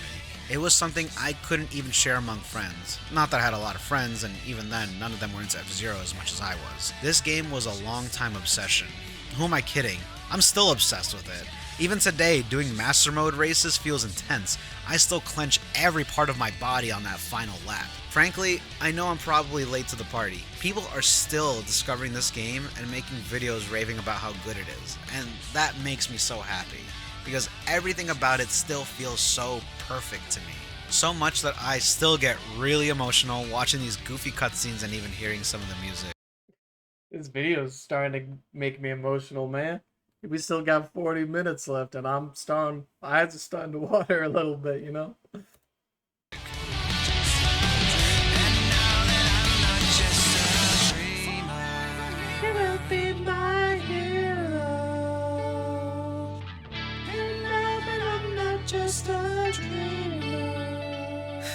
I'm sorry, just...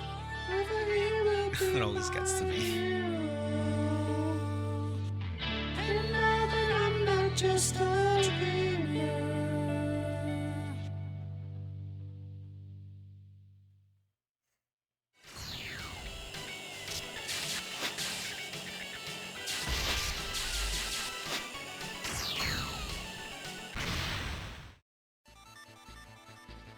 With my later found love for the original... Before we even get to Maximum Velocity, I'm just going to go ahead and say it. Maximum Velocity is a good game, and I stand by that principle. I had played it. I beat it on Master Mode with probably around half the ships. I like the gameplay. I like the graphics can be, hit or miss. Course design is pretty good for the most part. Most people see Maximum Velocity as the worst game in the series, but even if it is the worst one, it's still a good game, I would say. A lot of people, it's just so, it was such a big experimentation for a GBA game that it didn't really come across the way the developers were probably intending it to. They were probably intending it to have a lot more staying power, but unfortunately it didn't really pan out like that. But I do genuinely appreciate that they did something completely different with the series. for this game, and I do think it's not the worst game in the series. I will at least say that I do like Maximum Velocity, and I don't think it deserves the hate that it gets. F-Zero, it behooves me to at least bring up F-Zero Maximum Velocity, a launch title for the Game Boy Advance back in 2001. This was actually the first game I got for my GBA, being such a big fan of F-Zero X back when I was a kid. I definitely spent some time with this, but even I wouldn't say it thrilled me too much.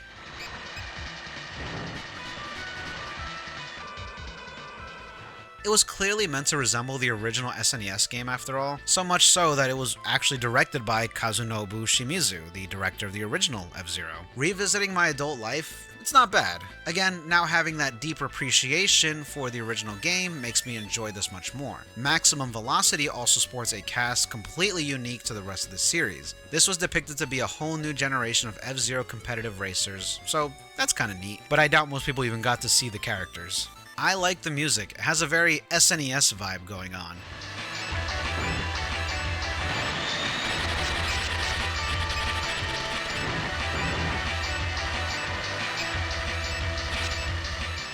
The controls are a little irritating though. Since the GBA had less buttons than the SNES, using boosts was mapped to hitting L and R simultaneously. And maybe I'm just an idiot, but there's been times where the game decides I didn't do that and not give me my boost. L and R are already used to lean your vehicle in its respective direction, so when I'm just trying to get a boost to happen, it messes up my trajectory when it fails. It's just a clunky design. I would have preferred at least giving me the option to make it the select button or something. Maybe double tap one of the other buttons, I don't know. Racing doesn't feel as tight, but definitely gives you a bit more slack if you want to nab first place. Maximum Velocity was developed by a team known as ND Cube, who later tried to pitch a new F-Zero for the GameCube. This idea would later be reworked into an original game known as Tube Slider, which sucks.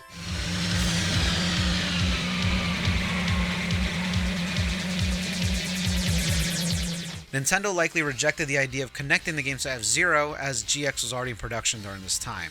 Frankly, I'm surprised they were allowed to make this at all. Around the time F-Zero GX released, there was also an original anime series. Throughout its airing were 2 GBA games that served as companion pieces. The anime and its first companion game would hit Western regions about a year later. A Foxbox original. The anime lasted 51 episodes in Japan, but less than even half of that was officially dubbed in the West, complete with crappy editing of gunfights, removed violence, covered up titties, and awful, awful music. You know, the standard 4Kids abortion work. I imagine ratings weren't too great for this anime, hence its short lifespan here in Burgerland, but with that in mind, I guess it makes sense that the second half of the show's companion game titled F-Zero Climax was never released outside of Japan either. Unlike Maximum Velocity, F-Zero GP Legend tried to more closely resemble F-Zero X's design while maintaining the flat tracks of the SNES era.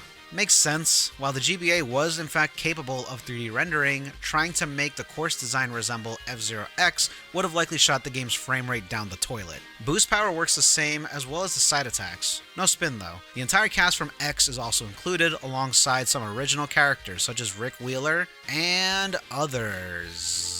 There's even a story mode. For a little GBA game, I have to say this title was pretty packed, although I guess the story mode excuses the lack of character endings for the Grand Prix Cups. The gameplay itself is fine, but something about it feels off.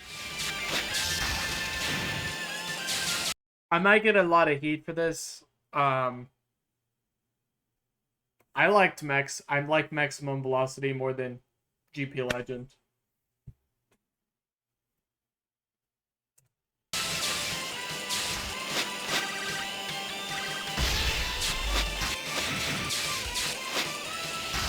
To go.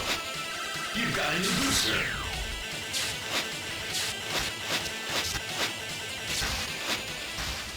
The physics are more restricted than the SNES game or even Maximum Velocity. And I also can't help but notice the other racers are dumb. I see them totally eat shit when trying to get through those tight turns and windy ways, even on Expert Mode, the highest difficulty in the game. I sometimes count on the fact that these guys can't take certain turns correctly in order for me to steal first place. Less than a year later was F-Zero Climax. Oh yeah, I forgot that the game doesn't have Master Mode either, so...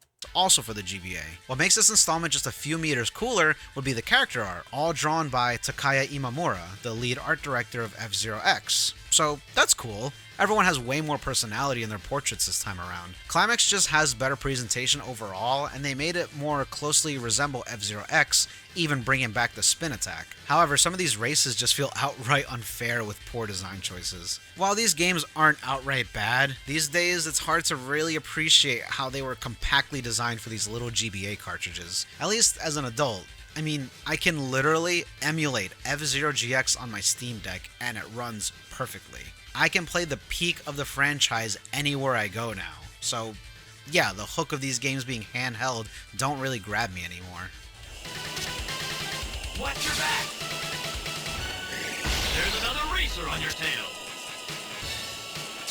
You're holding a lead. The GBA games definitely do have their charm, I would say. And if you're already a fan of the F-Zero series, I think it's worth giving it a shot, but overall, they don't really hold up as much, obviously, to the console games, but I still like them. And I still like them.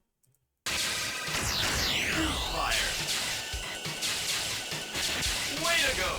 Yep, and that's my thoughts on the Game Boy Advance games. Now let's move on to, oh, what's that? What about the anime itself? Alright, if I'm gonna be honest, I'm not really a fan. I didn't stick with it while it aired on Fox Kids back in the early 2000s, but I would later watch the complete series subbed by dedicated fans on YouTube, which are all still up. There's things about it I can appreciate. I never thought the entire cast of F-Zero X would ever be represented in anything outside of the actual games. Lord knows this humble racing series already has such a wide array of characters that can easily make the ensemble of a great animated series. Having just about everyone show up for even a moment throughout the anime's run is neat, even if some of these redesigns are kinda stinky. Here are a few I wanted to highlight, but I gotta focus on Captain Falcon. Seriously, why? Why are his clothes so baggy? My man is supposed to look ripped and proud of every part of his hard body. His washboard abs, perfect pecs, tight cheeks, kissable lips. Come on, Douglas, what are you doing? Oh, his name's Bart now? Oh, I get it, because he runs a bar. Ha, ha, ha. I also don't really appreciate how typecasted a lot of the characters are, especially the villains throughout. Like, sure, have Black Shadow as the big bad. That's obviously fine. But why are Octoman and Biorex in the bad guy crew?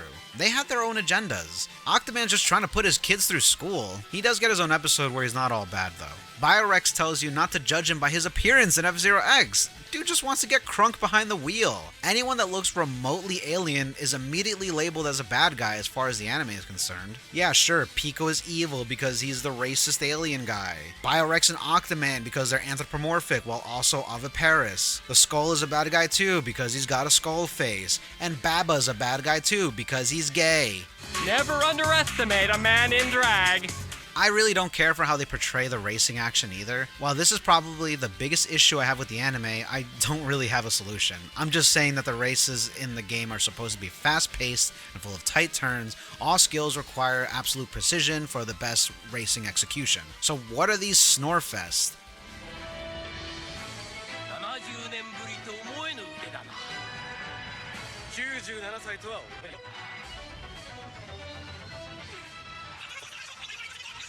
All the racing and vehicle action looks the same. They just slap 2 or 3 vehicle models on a flat road, maybe put a bend in there once in a while.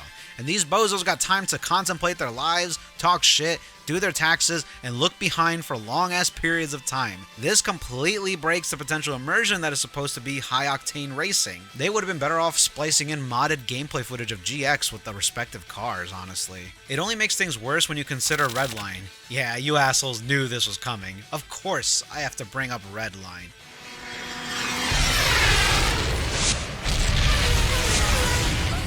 Can anyone really deny it? It's F-Zero in every sort of way. You know, besides the name, and the fact that it isn't a video game.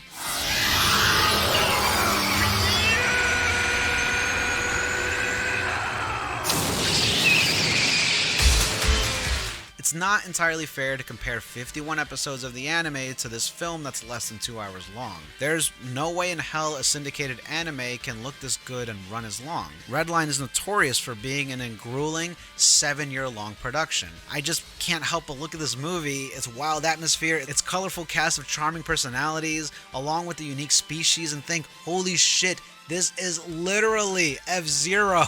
Again, in everything but gameplay. For the record, I have seen Redline, and yes, it is insanely badass. I recommend going and watching it. It is such a good racing movie. Obviously. Like, look at this part of the movie. That already looks like a roster select screen. Having a number of them show off their eccentric personalities for a small amount of time, it reminds me so much of F-Zero GX, only bigger and crazier and better animated. We even get to see various racers play each other off in scenes before the big race. Gory Rider, you motherfucker! Oh my god, I can't take it. Redline is just so perfect and made for me, and only me. And this also has the characters doing long-ass exchanges during the race, but whatever, it's still awesome. In your dreams, you slimy piece of shit! Come and get me, you pussy! The anime's original syndication and the companion GBA sequel would be the last pieces of official F-Zero media for a long time.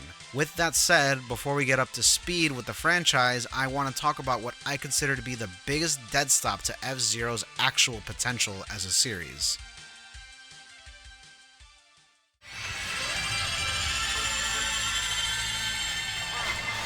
I think we all knew this was coming.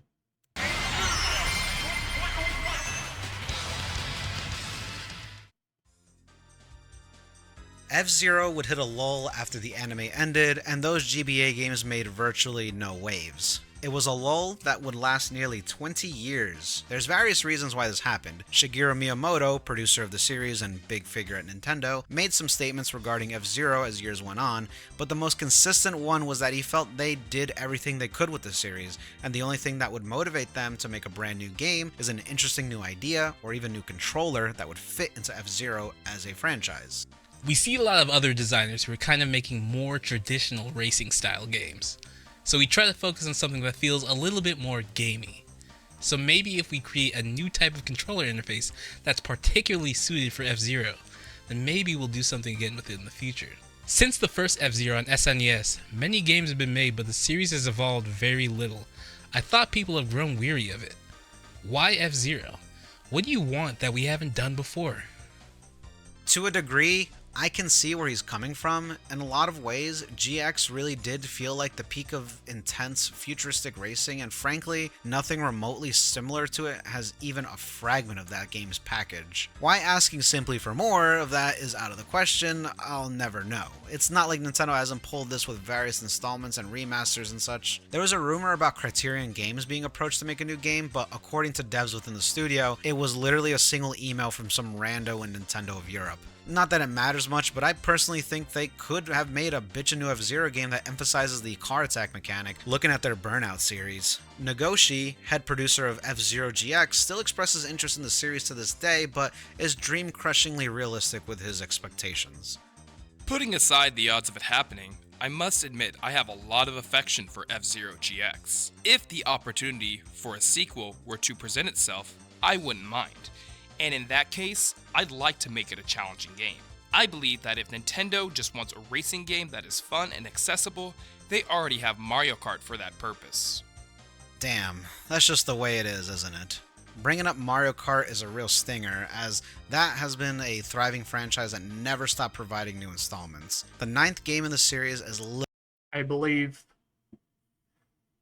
that F-Zero and Mario Kart can coexist happily together, but Nintendo does not see it that way. literally about to hit us.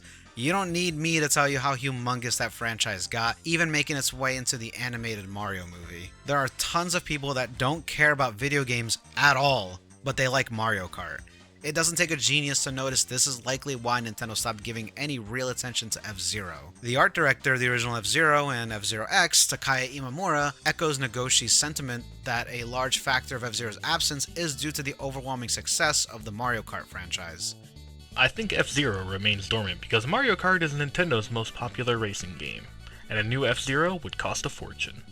And when the 8th Mario Kart game announced anti-gravity mechanics and tracks, well, proof's in the pudding, huh? If that's really the case though, that's frustrating since the games are not alike at all. The only thing these two franchises really share is that they're racing games. Even from the beginning, they don't really cater to the same demographic. And I'm not just talking about Mario Kart being more kid-friendly with its appearance and expressive characters, driving the little carts across the Lego boarded track. I just mean the kind of challenge these games provide and what they demand from the player.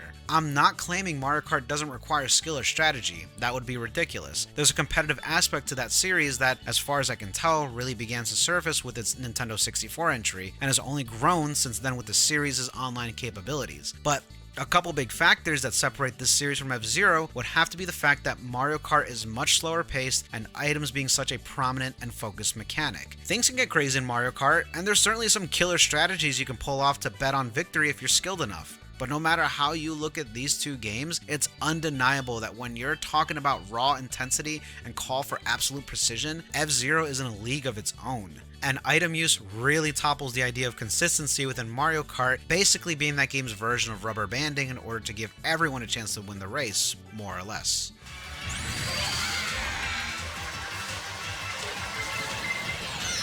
I also think it's worth emphasizing that F-Zero is primarily designed around the single-player experience. Mario Kart always felt like it was firstly designed around multiplayer. It was almost always advertised as such. I mean, just look at the screen of Super Mario Kart. On one hand, it's like a primitive way of executing widescreen mode, which is actually nice in its own weird way. But on the other, it makes me think it was designed with only multiplayer in mind. That's the second player screen that's instead being used as a map or whatever. Hell, Mario Kart Double Dash on the GameCube featured LAN play, which allowed up to 4 GameCubes to connect and have as many as 16 separate players do a single race. Mario Kart DS was literally the first Nintendo DS game to have live online multiplayer, and that feature is now a staple for the franchise. You get it. Then you look at F-Zero, the first game didn't even have multiplayer. Granted, it was the only one that didn't, but split-screen racing never seems to occupy anyone's minds when talking about these games. I didn't even feel the need to mention it in this video at all until now. However, I gotta be real with myself. These days, it isn't like Nintendo to cater to more than a single franchise when it comes to genres they attack. Back in the day, that was more common, but now, there's only one sci-fi action game, it's Metroid. There's only one sprawling adventure game set in ancient times, it's Legend of Zelda. There's only one third-person shooter, it's Splatoon. There's only one Pikmin-ass game, it's Pikmin. I fucking love Pikmin. So there's only one racing game they're going to bother supporting with high-end installments, and it's Mario Kart.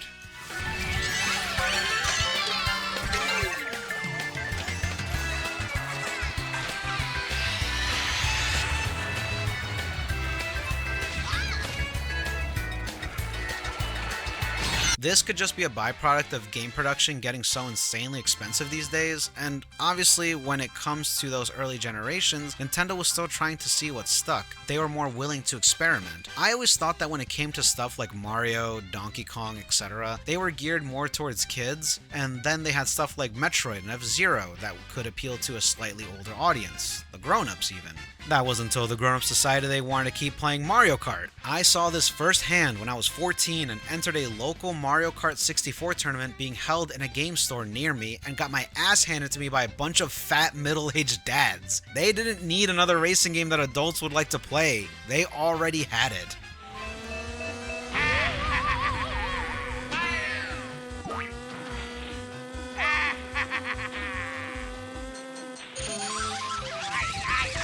The Blue Falcon itself became a consistent unlockable vehicle in the Mario Kart games, and Mario Kart 8 was the first time we'd see the game be represented in the form of stages, Mute City and Big Blue. The overall design is pretty cute, and I love the song mixes. They're very jazzy, which is a nice throwback to the original compositions on SNES. Oh, if you have not heard the jazz album from the original F-Zero game, it is peak music, man. That jazz album from the original game, oh, incredible.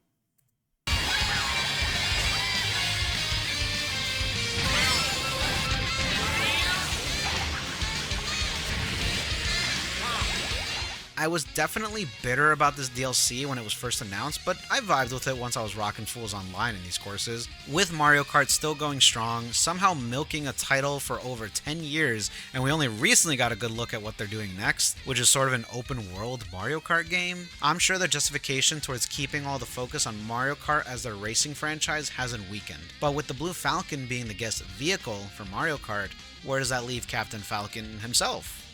Well...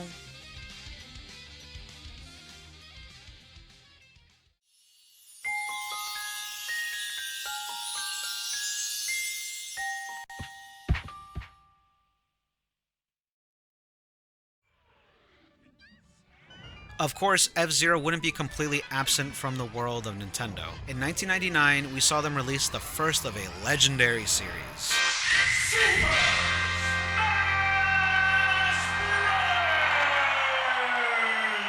For the first Super Smash Bros. Entry, a handful of Nintendo IPs would receive representation in the form of 1 or 2 fighters. F-Zero was lucky enough to be included as it featured Captain Falcon as an unlockable character.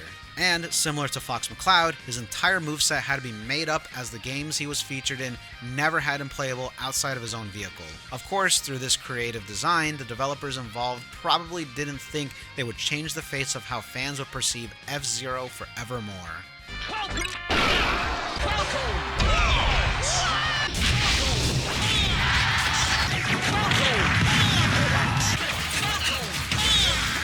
And this would go on for years and years. We've technically had 6 installments to Super Smash Bros., and it can even be argued that Captain Falcon himself has more association with that than his own series. Super Smash Bros. Was the first time Captain Falcon had voice lines as well, and they picked a great voice for him. Come on!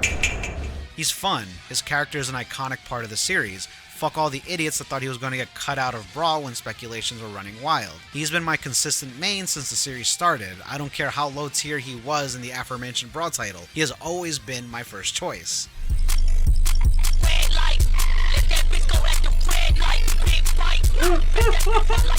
But oh yeah, I don't know, in retrospect there's just something about it that annoys me. The representation is cool and fun, but I think what bothers me was how it was all quote-unquote fans cared about for a while.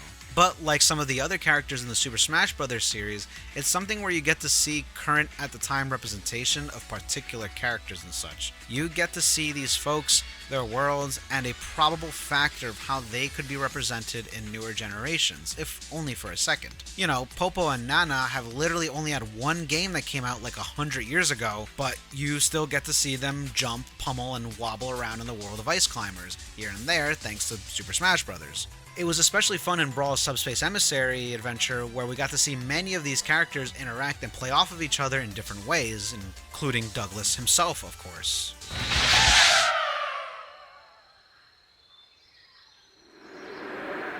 You monster! But even in that department, it felt like Captain Falcon kept getting the short end of the stick.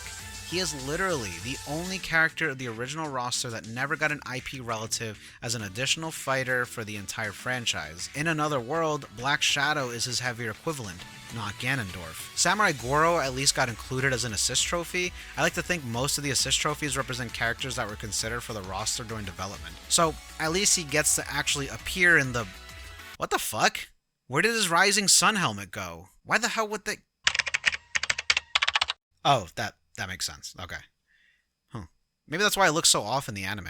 Also, the F-Zero stages were kind of lackluster after Melee. Seeing Mute City and Big Blue represented in GameCube hardware was nice, until its own game on the console made them look a billion times cooler less than 2 years later. When it came to Brawl, they recycled a lot of stage content in general, and that kind of became the standard. I don't blame them for that, seeing as how the Wii was basically a souped-up GameCube, so Big Blue was reused, and Port Town from GX was the new stage rep for Captain Falcon. But why didn't they use the new Mute City instead?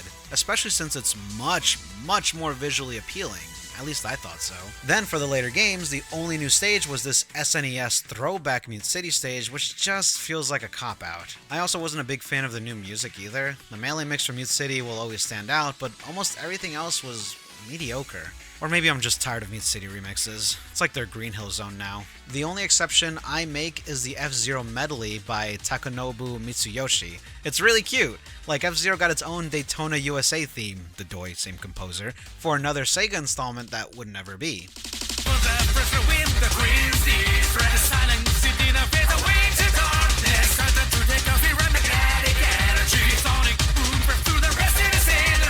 Captain Falcon's fabricated fighting style became such a big part of his recognized character, it bled onto the anime at the very last minute in a really shallow way.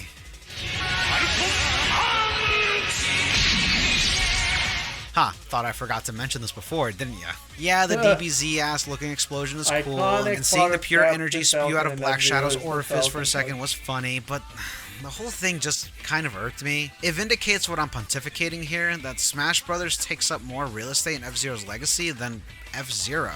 It just feels icky to me. Say anything you want about F-Zero GX, they didn't feel the need to degrade our man in this way for the story mode or any part of the game. Our captain and this insane cast of cyberpunk-esque misfits are all about racing in this world. But I digress. I still play the shit out of all the Smash Brothers games, and 90% of the time, it's as my boy Douglas here. The personality and bits of eccentric behavior are still a ton of fun, and will probably never get old. Falcon Punch! There was one last piece of representation that's less popular. Back in 2012, the Wii U launched with a game known as Nintendo Land, a virtual theme park with an assortment of main attractions that are all derived from pre-existing IPs. Overall, it was actually a lot of fun with friends, but let's focus on one of the main attractions, Captain Falcon's Twister Race. Really, guys? You didn't call the other rides Samus Blast or Olimar Adventure?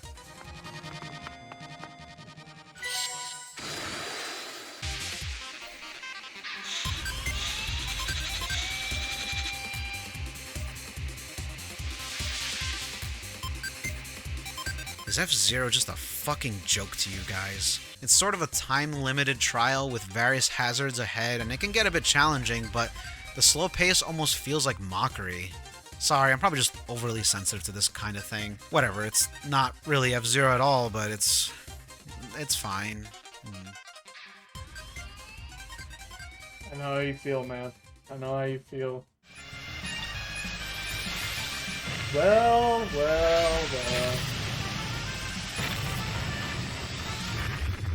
Time for some nuance. While F-Zero did make noise in other existing games, we wouldn't get anything regarding the futuristic racing series besides ports and excuses. Then, 2023 hit us. Nintendo's been in the fashion of doing live streams that announce upcoming games as well as surprise shadow drops. And these tend to be fun to tune into, but the air in the room would suddenly change as I heard an all too familiar sound. F-Zero. I remember watching this live and my heart sank at first seeing this preview open up. Here's a traumatization to my thoughts within the span of only a few seconds. Oh, no. Fuck no. This is some junky remake of the original, isn't it? They're about to fade into whatever the new 3D graphics are and it's gonna look like shit and ruin the art style, just like Demon Souls, just like Front Mission, just like Advance Wars and House of the Dead. Fuck! Oh god, if this is really what we're getting instead of remaining a dead franchise, I'll take the latter. Hey, you know what? I could just secure this rope right now around my neck. My ceiling beam can probably hold me. And then, not only did these delicious morsels of Sprite stay, there was suddenly an assload of them. 99 to be specific. That's why it's called F-Zero 99. Never did I think I would see a preview of a new F-Zero project in my adult life and think, hey, that looks pretty cool actually. And for the price of free with the Nintendo Online service I was already mooching off a friend, how could I say no? Of course, I did see people turn their noses up at this game. That is just another Battle Royale and sullies the spirit of F-Zero. I don't have anything particular against the Battle Royale system, but I haven't played PUBG or Fortnite in years. Although I did play Tetris 99, Pac-Man 99, and Mario 35 for a while. Tetris 99 was just awesome. Adds to the intensity in what is mostly just a regular Tetris game. The other two I mentioned had their servers shut down, so I'm not even going to bring those up. But of course, F-Zero 99 is wildly different in the sense that it's closer to the Battle Royale standard that we are used to. And by that I mean it pits all 99 players into the track at once. These aren't separate races, we're all up in this single track at the same time. And while the beginning is just spinning madness, the bozos get weeded out pretty quickly, and if you play well, you're knee deep in the top 30 where the real racers are.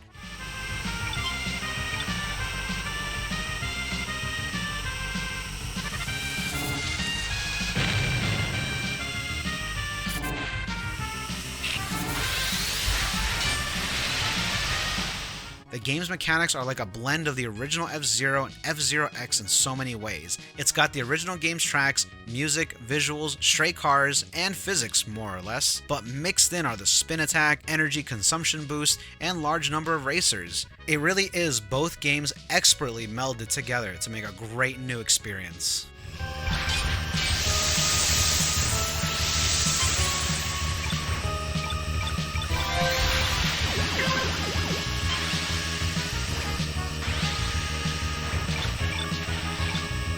It isn't one-to-one with the original F-Zero, of course. The game's physics felt more sturdy and solid. This game plays looser. The best way to describe it, I think, is playing any of the original Mario games on NES or Super Mario World, and then playing one of the Mario Maker games immediately after. You can tell the physics are similar, but not identical, which is understandable considering it had to be remade from the ground up for this new experience. There's also a great rival system which pits you against 4 other racers around your skill level, so even if you don't get first place, it feels good beating out these rivals and gaining higher ranks. Speaking more on the visuals and presentation, it's pretty good. The menus are squeaky clean, and reusing assets from the original F-Zero's manual art for said menus adds a lot of personality. I mean, I would have liked new art, but this is nice. This art was technically never in any F-Zero game, so I give it a pass. I also like the customizable paint jobs and decals you can unlock for each vehicle. This not only encourages players to use all 4 vehicles for races, but adds this great illusion to the races that make them all look unique. It makes it easier to forget these are literally just 4 different cars on the course, and it more closely resembles the sequels that bore 10 times the bigger roster.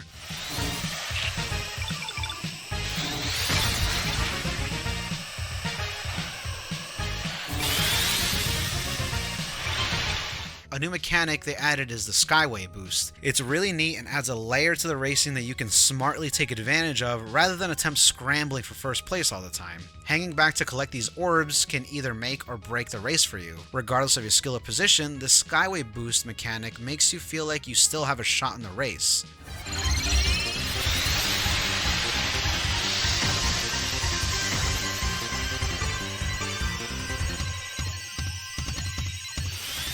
Not to say skill isn't a factor, it certainly is, as I've seen F-Zero experts clear races like nobody's business. Also, in a funny way, this made me think how Nintendo approaches challenge and difficulty in their games. I don't think anyone can deny that they've laxed on pure challenge in their first-party games over the years, but while F-Zero 99's gameplay is certainly easy to understand, it's all the players that are adding the heavy challenge. There can only be one winner, and everyone's going to try their best getting first place. In a funny way, this was Nintendo finally going, you want a harder F-Zero game? Here, take it, but you got 98 other folks trying to get first place too. You're all making this game hard for each other now.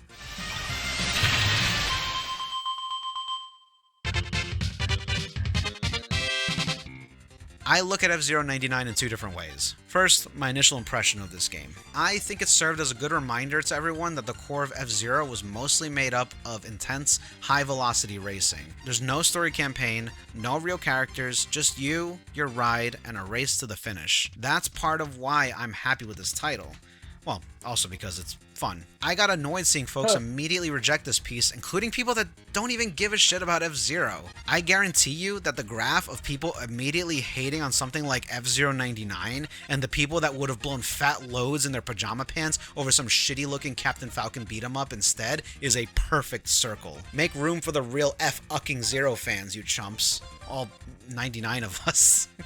But now, over a year deep into this game's life, and the community is just dwindling away, where even the main mode usually sees you joining a group of 10 to 25 people, and as soon as the counter finishes up, the remaining space is just filled with bots. So while this game was the talk of the town for a bit when Nintendo released it, there wasn't enough to keep people's attention. I think a lot of that has to do with how intense and nerve-wracking it gets when you're really going for first place. Things get fierce. They start planting a bunch of exploding ducks around you. It's a struggle. The kind of precision and skill you have to maintain in order to reach first place is demanding. While a lot of people probably had fun with the rowdy nature of racing in the same course with 98 other people, it got really intense and kind of stressful. And clearly not everyone vibed with that. A lot of said 99ers probably went back to Mario Kart 8, where despite having only 12 races in a single race, retains a thriving community. So in comes the second way I looked at F-Zero 99. It proved that F-Zero is inherently a single-player game, which I didn't realize was so obvious until I wrote this video.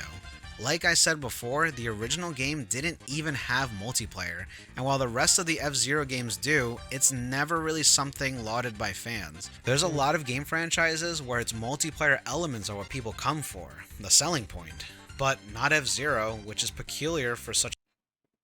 Saying F-Zero is inherently a single-player game, I can understand that sentiment, but I always think 30 Racers as like a death race was always meant to be like a multiplayer type thing.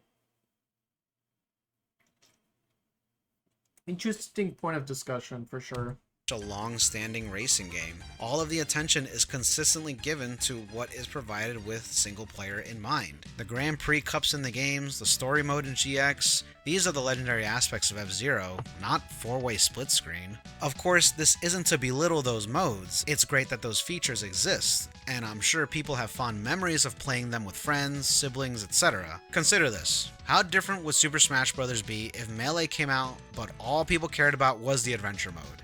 It's kind of like that for F-Zero. I don't think this is the type of game that really calls for a competitive multiplayer mode, at least not as the focus. That isn't to say the formula can't work, it clearly can. I've sunk hours into F-Zero 99 and it remains consistently fun, and clearly other people seem to like it as well. I feel like if they ever wanted to make a follow-up to this, there's room for opportunity. It's cool that they added post-launch content like the BS courses from that forgotten Super Famicom sequel. It'd be cool if they somehow brought in customizable courses too. I guess what I'm asking for is a Mario Maker equivalent to F-Zero. Playing 99 as much as I did tells me that kind of project is possible. Financially viable? I don't know. But it is certainly possible. Honestly, I'd be perfectly satisfied with an updated version of F-Zero GX. Bring that onto the latest Nintendo hardware in HD, maybe add 5 new courses that make up a new cup. I'm sure people would want an online multiplayer mode, but I think the core mechanics would need to be reworked. Otherwise, players are just going to wreck each other in an instant considering how easy it is to do such in single player. Oh, while I was writing this, Nintendo announced the Nintendo Switch 2, and that they're also adding GameCube games to their online subscription library.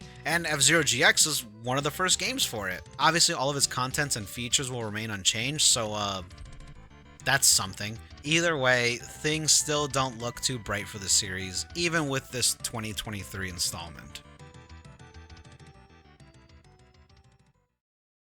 Huh.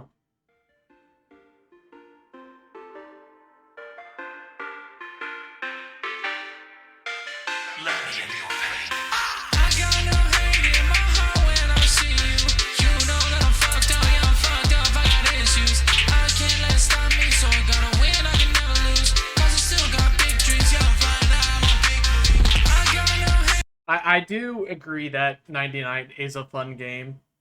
Obviously, I haven't always been a huge fan of the 2D games, but I genuinely think that 99 is fun, and I do think they could do some more stuff with it. Make a sequel to it. You know that I'm fucked up, yeah, I'm fucked up, I got issues. I can't let it stop me, so I gotta win, I can never lose. Cause I still got big dreams, yeah, I'm flying high, I'm a big blue. Big blue, big blue, big blue, big blue, big blue. F-Zero as a franchise takes up a big part of my heart. I cherish the ambition, style, presentation, and hard-as-balls challenge it showcased with nearly every entry. It's a part of Nintendo that isn't really around anymore, but I'll never forget for as long as I live. shit off my chest, but you know I might regret it. Been a long time since HMD, but I still feel a little pathetic. Fuck all that sad boy shit, really feel this pain, ain't no aesthetic. Reach up and clutch my fist in the sky and yell, the world let's get it. Planet full of evil, I don't really need your help. I can't let this shit control me, give me freedom from this hell. Serpents taking power, watch them snake, they wait a well.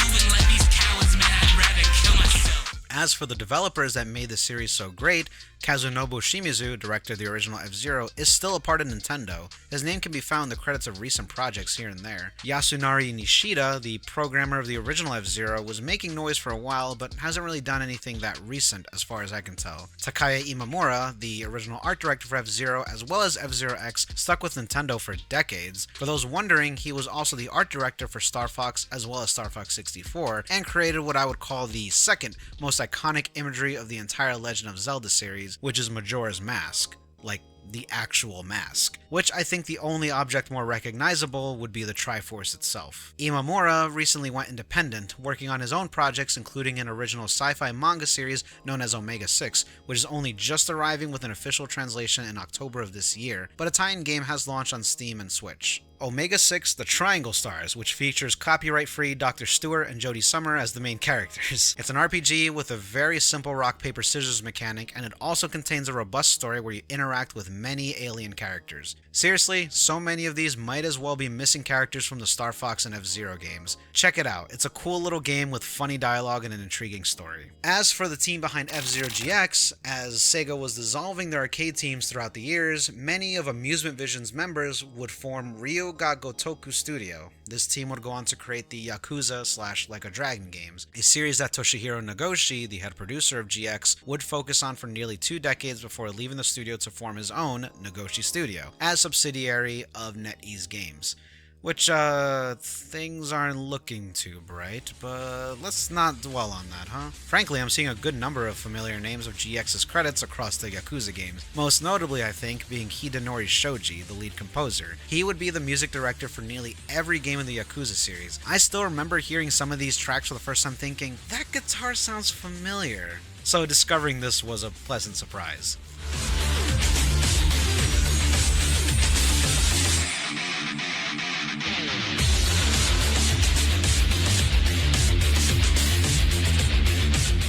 As for F-Zero's Eternal Masters, I can at least appreciate Nintendo trying new things with this series every time, as they had ambitions for F-Zero since the very beginning. The original game had a sort of sequel on the same console that took advantage of this broadcast system they provided in Japan back in the day, known as Satellaview, a modem for the Super Nintendo that let you download and play certain content for games. This included new courses and vehicles. And, as mentioned previously, the F-Zero X expansion kit for the N64 disk drive, and F-Zero GX's arcade counterpart. GX also added a shit ton of world building with its story mode and character endings. Basically what I'm saying is, Nintendo at the very least always tried to keep F-Zero interesting in different ways. Kinda helps put F-Zero 99 into context. Some say it was very minimal effort or even insulting to F-Zero fans, but I think this entry helps identify the F-Zero spirit in a certain sense. I think the game has that F-Zero heart beating in this little free-to-play game.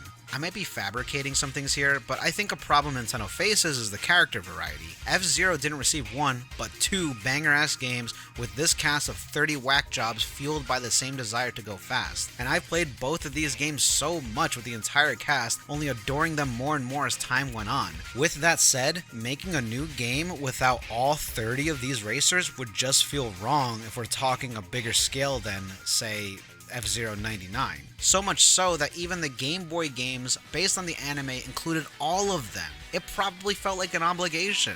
The only ones people don't seem to be broken up about leaving the party are those original to games outside of F-Zero X. Like, if you're gonna make a new F-Zero game, sure, leave out Deathborn, Rick Wheeler, Harry Potter, I don't give a shit about them. But if you dare make a brand new F-Zero that sports an array of characters and you leave out Dr. Clash or Kate Allen or the Poop Brothers, I'm burning my fucking house down.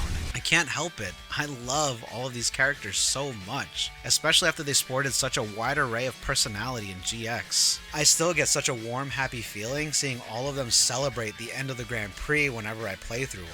It's kind of the precedent Smash Brothers faces at this point. Sure, Sakurai said he considers this the end of the series, but I doubt anything is stopping Nintendo from making new installments in the future without him.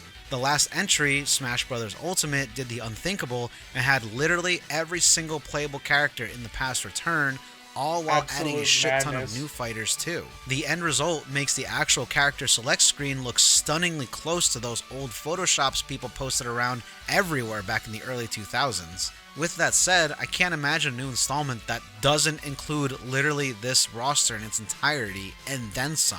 Unless they reboot the series into a completely different direction, like making a more traditional fighter or something. I just don't see fans being crazy about the idea of leaving full characters behind unless it's a completely new experience. The point is, like Smash players, I, as an F-Zero fan, have become far too attached to every single individual character of the 30-count roster of racers. Of course, I may be giving this nostalgic adoration too much credence. I'm pretty sure they'll do whatever the hell they want if they ever do make a new, true Big Blue F-Zero installment, which could even include replacing most of the cast.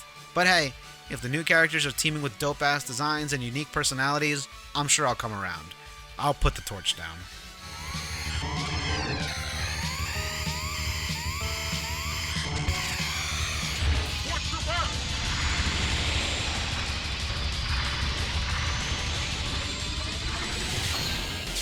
Watch your back! You're about to lose the lead!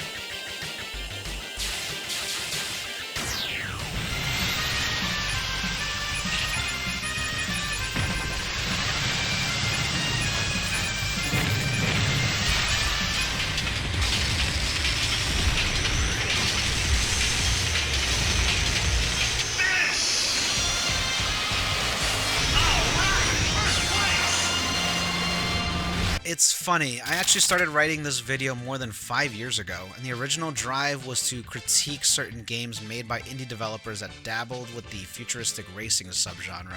But to be honest, it felt more like I was disparaging them for not being just like F-Zero GX or whatever. It was turning out extremely regressive and frankly narrow-minded, so I scrapped the entire script. I realized these devs shouldn't be shamed for their efforts, and their games deserve to exist in their own right. I'd also like to take a moment to highlight Aero GPX, which I think does a pretty good job satiating that craving for intense futuristic racing. It's probably the closest any of these games have gotten to being similar to the best F-Zero has to offer, while still providing unique aspects to the core gameplay itself. Lap 2, keep it up!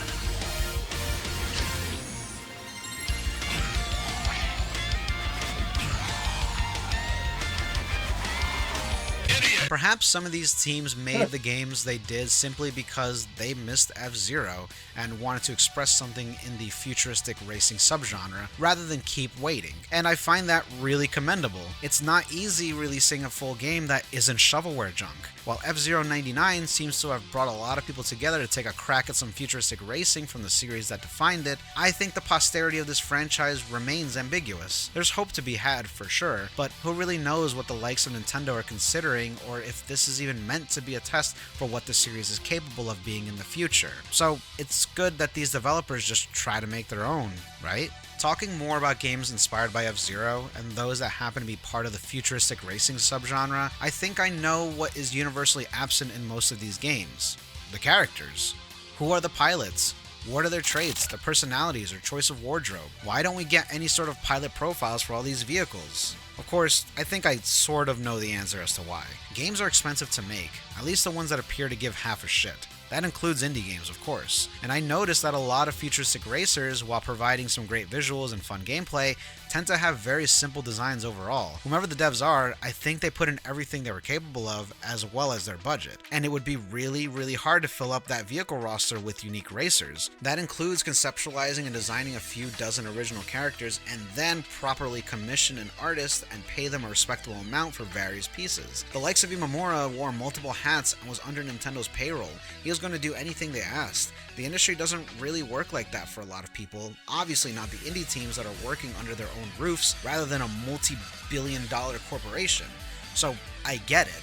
I just love the unique character designs so much, even if they aren't that imperative to the core gameplay. So far, the only indie racer I've played that provided a proper character roster is Aero GPX, and it's not even finished. I'm not gonna lie, I think it adds a lot to the experience and adds to why I recommend that one above the rest. So in the end, all I wanted to do was express my adoration for F-Zero, another cornerstone of my childhood, and something that still means a lot to me now. I've long become accustomed to how quiet this series is, so much that seeing it make any sort of noise is always a fun surprise. I'll keep an ear out for the series as long as I live, but just like the run and gun subgenre, I'll do my best checking out the more independent projects inspired by it. Thanks so much for watching, and maybe I'll see you on the tracks.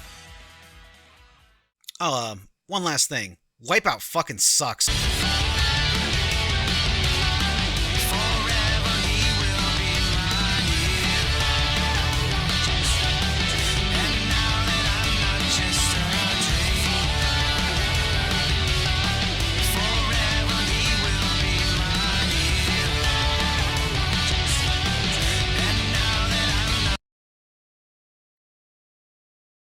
Hi, I'm Avi.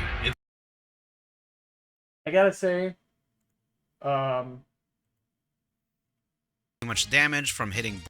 that was a fantastic video from GhenryPerez.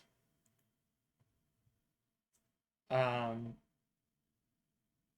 was a roller coaster, man. It's not often we get an hour long or more videos about F-Zero, but man, he put so much passion and effort into that video, man. Who knows, one of these days I might make a video like that myself, but you can tell he put an insane amount of time into that. And it was entertaining. I pretty much knew just about every single thing that was going on, so it wasn't necessarily new, but his nuanced takes and the way he was expressing how he felt about certain things was very, very nice to hear, whether it's good or bad. But I don't know. I think I can't help but be optimistic, especially since they could have put any GameCube games on the launch, as the launch, and considering the fact that GameCube NSO only has 3 games right now at the time of this recording, and GX is one of them, and that F-Zero 99 is one of the few online offerings that you actually get, online game offerings that you get for being an NSO subscriber. I don't know. I can't help but be convinced that, and the fact that Climax got re-released outside of Japan, and then the Satellaview tracks come into 99. I just can't help but feel optimistic about the series. And I think even though Mario Kart and Smash may take away some of the things that F-Zero should be able to have, I think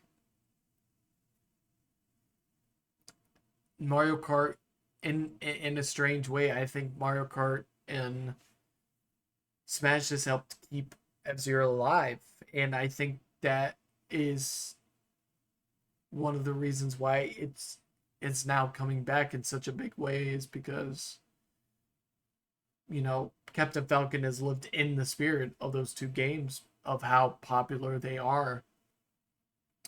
And while F-Zero is a niche game, I always think there's gonna be an open space for it somewhere. And I think right now,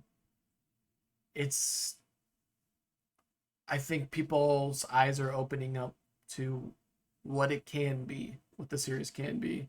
And I don't think GX can be improved, and I think they can do more with the series. They just haven't done it yet. And I think they're going to do something relatively soon, within the next probably year or 2. I think there's going to be something for F-Zero, but we just don't know yet what it's going to be. Maybe this is gonna maybe it's gonna maybe this video is gonna age like milk, but I can't help but be optimistic. And I'm not gonna lie, I got a little emotional watching that, you know, considering how much I like this series personally. And I know if as an F-Zero fan, that's a big treat to get a video like this. But I hope you enjoyed this along with me. I didn't really talk as much as I thought I was going to. I was just kind of being immersed into the video, and just like really trying to understand his perspective on everything. But I think for the most part, he did it incredible. So it's always nice to see a video like this pop up. So I wish you guys well. I'll see you guys out on the racetrack if I'm playing 99 or do GX online or something. I don't know. But yeah. Stay strong, guys, and race on.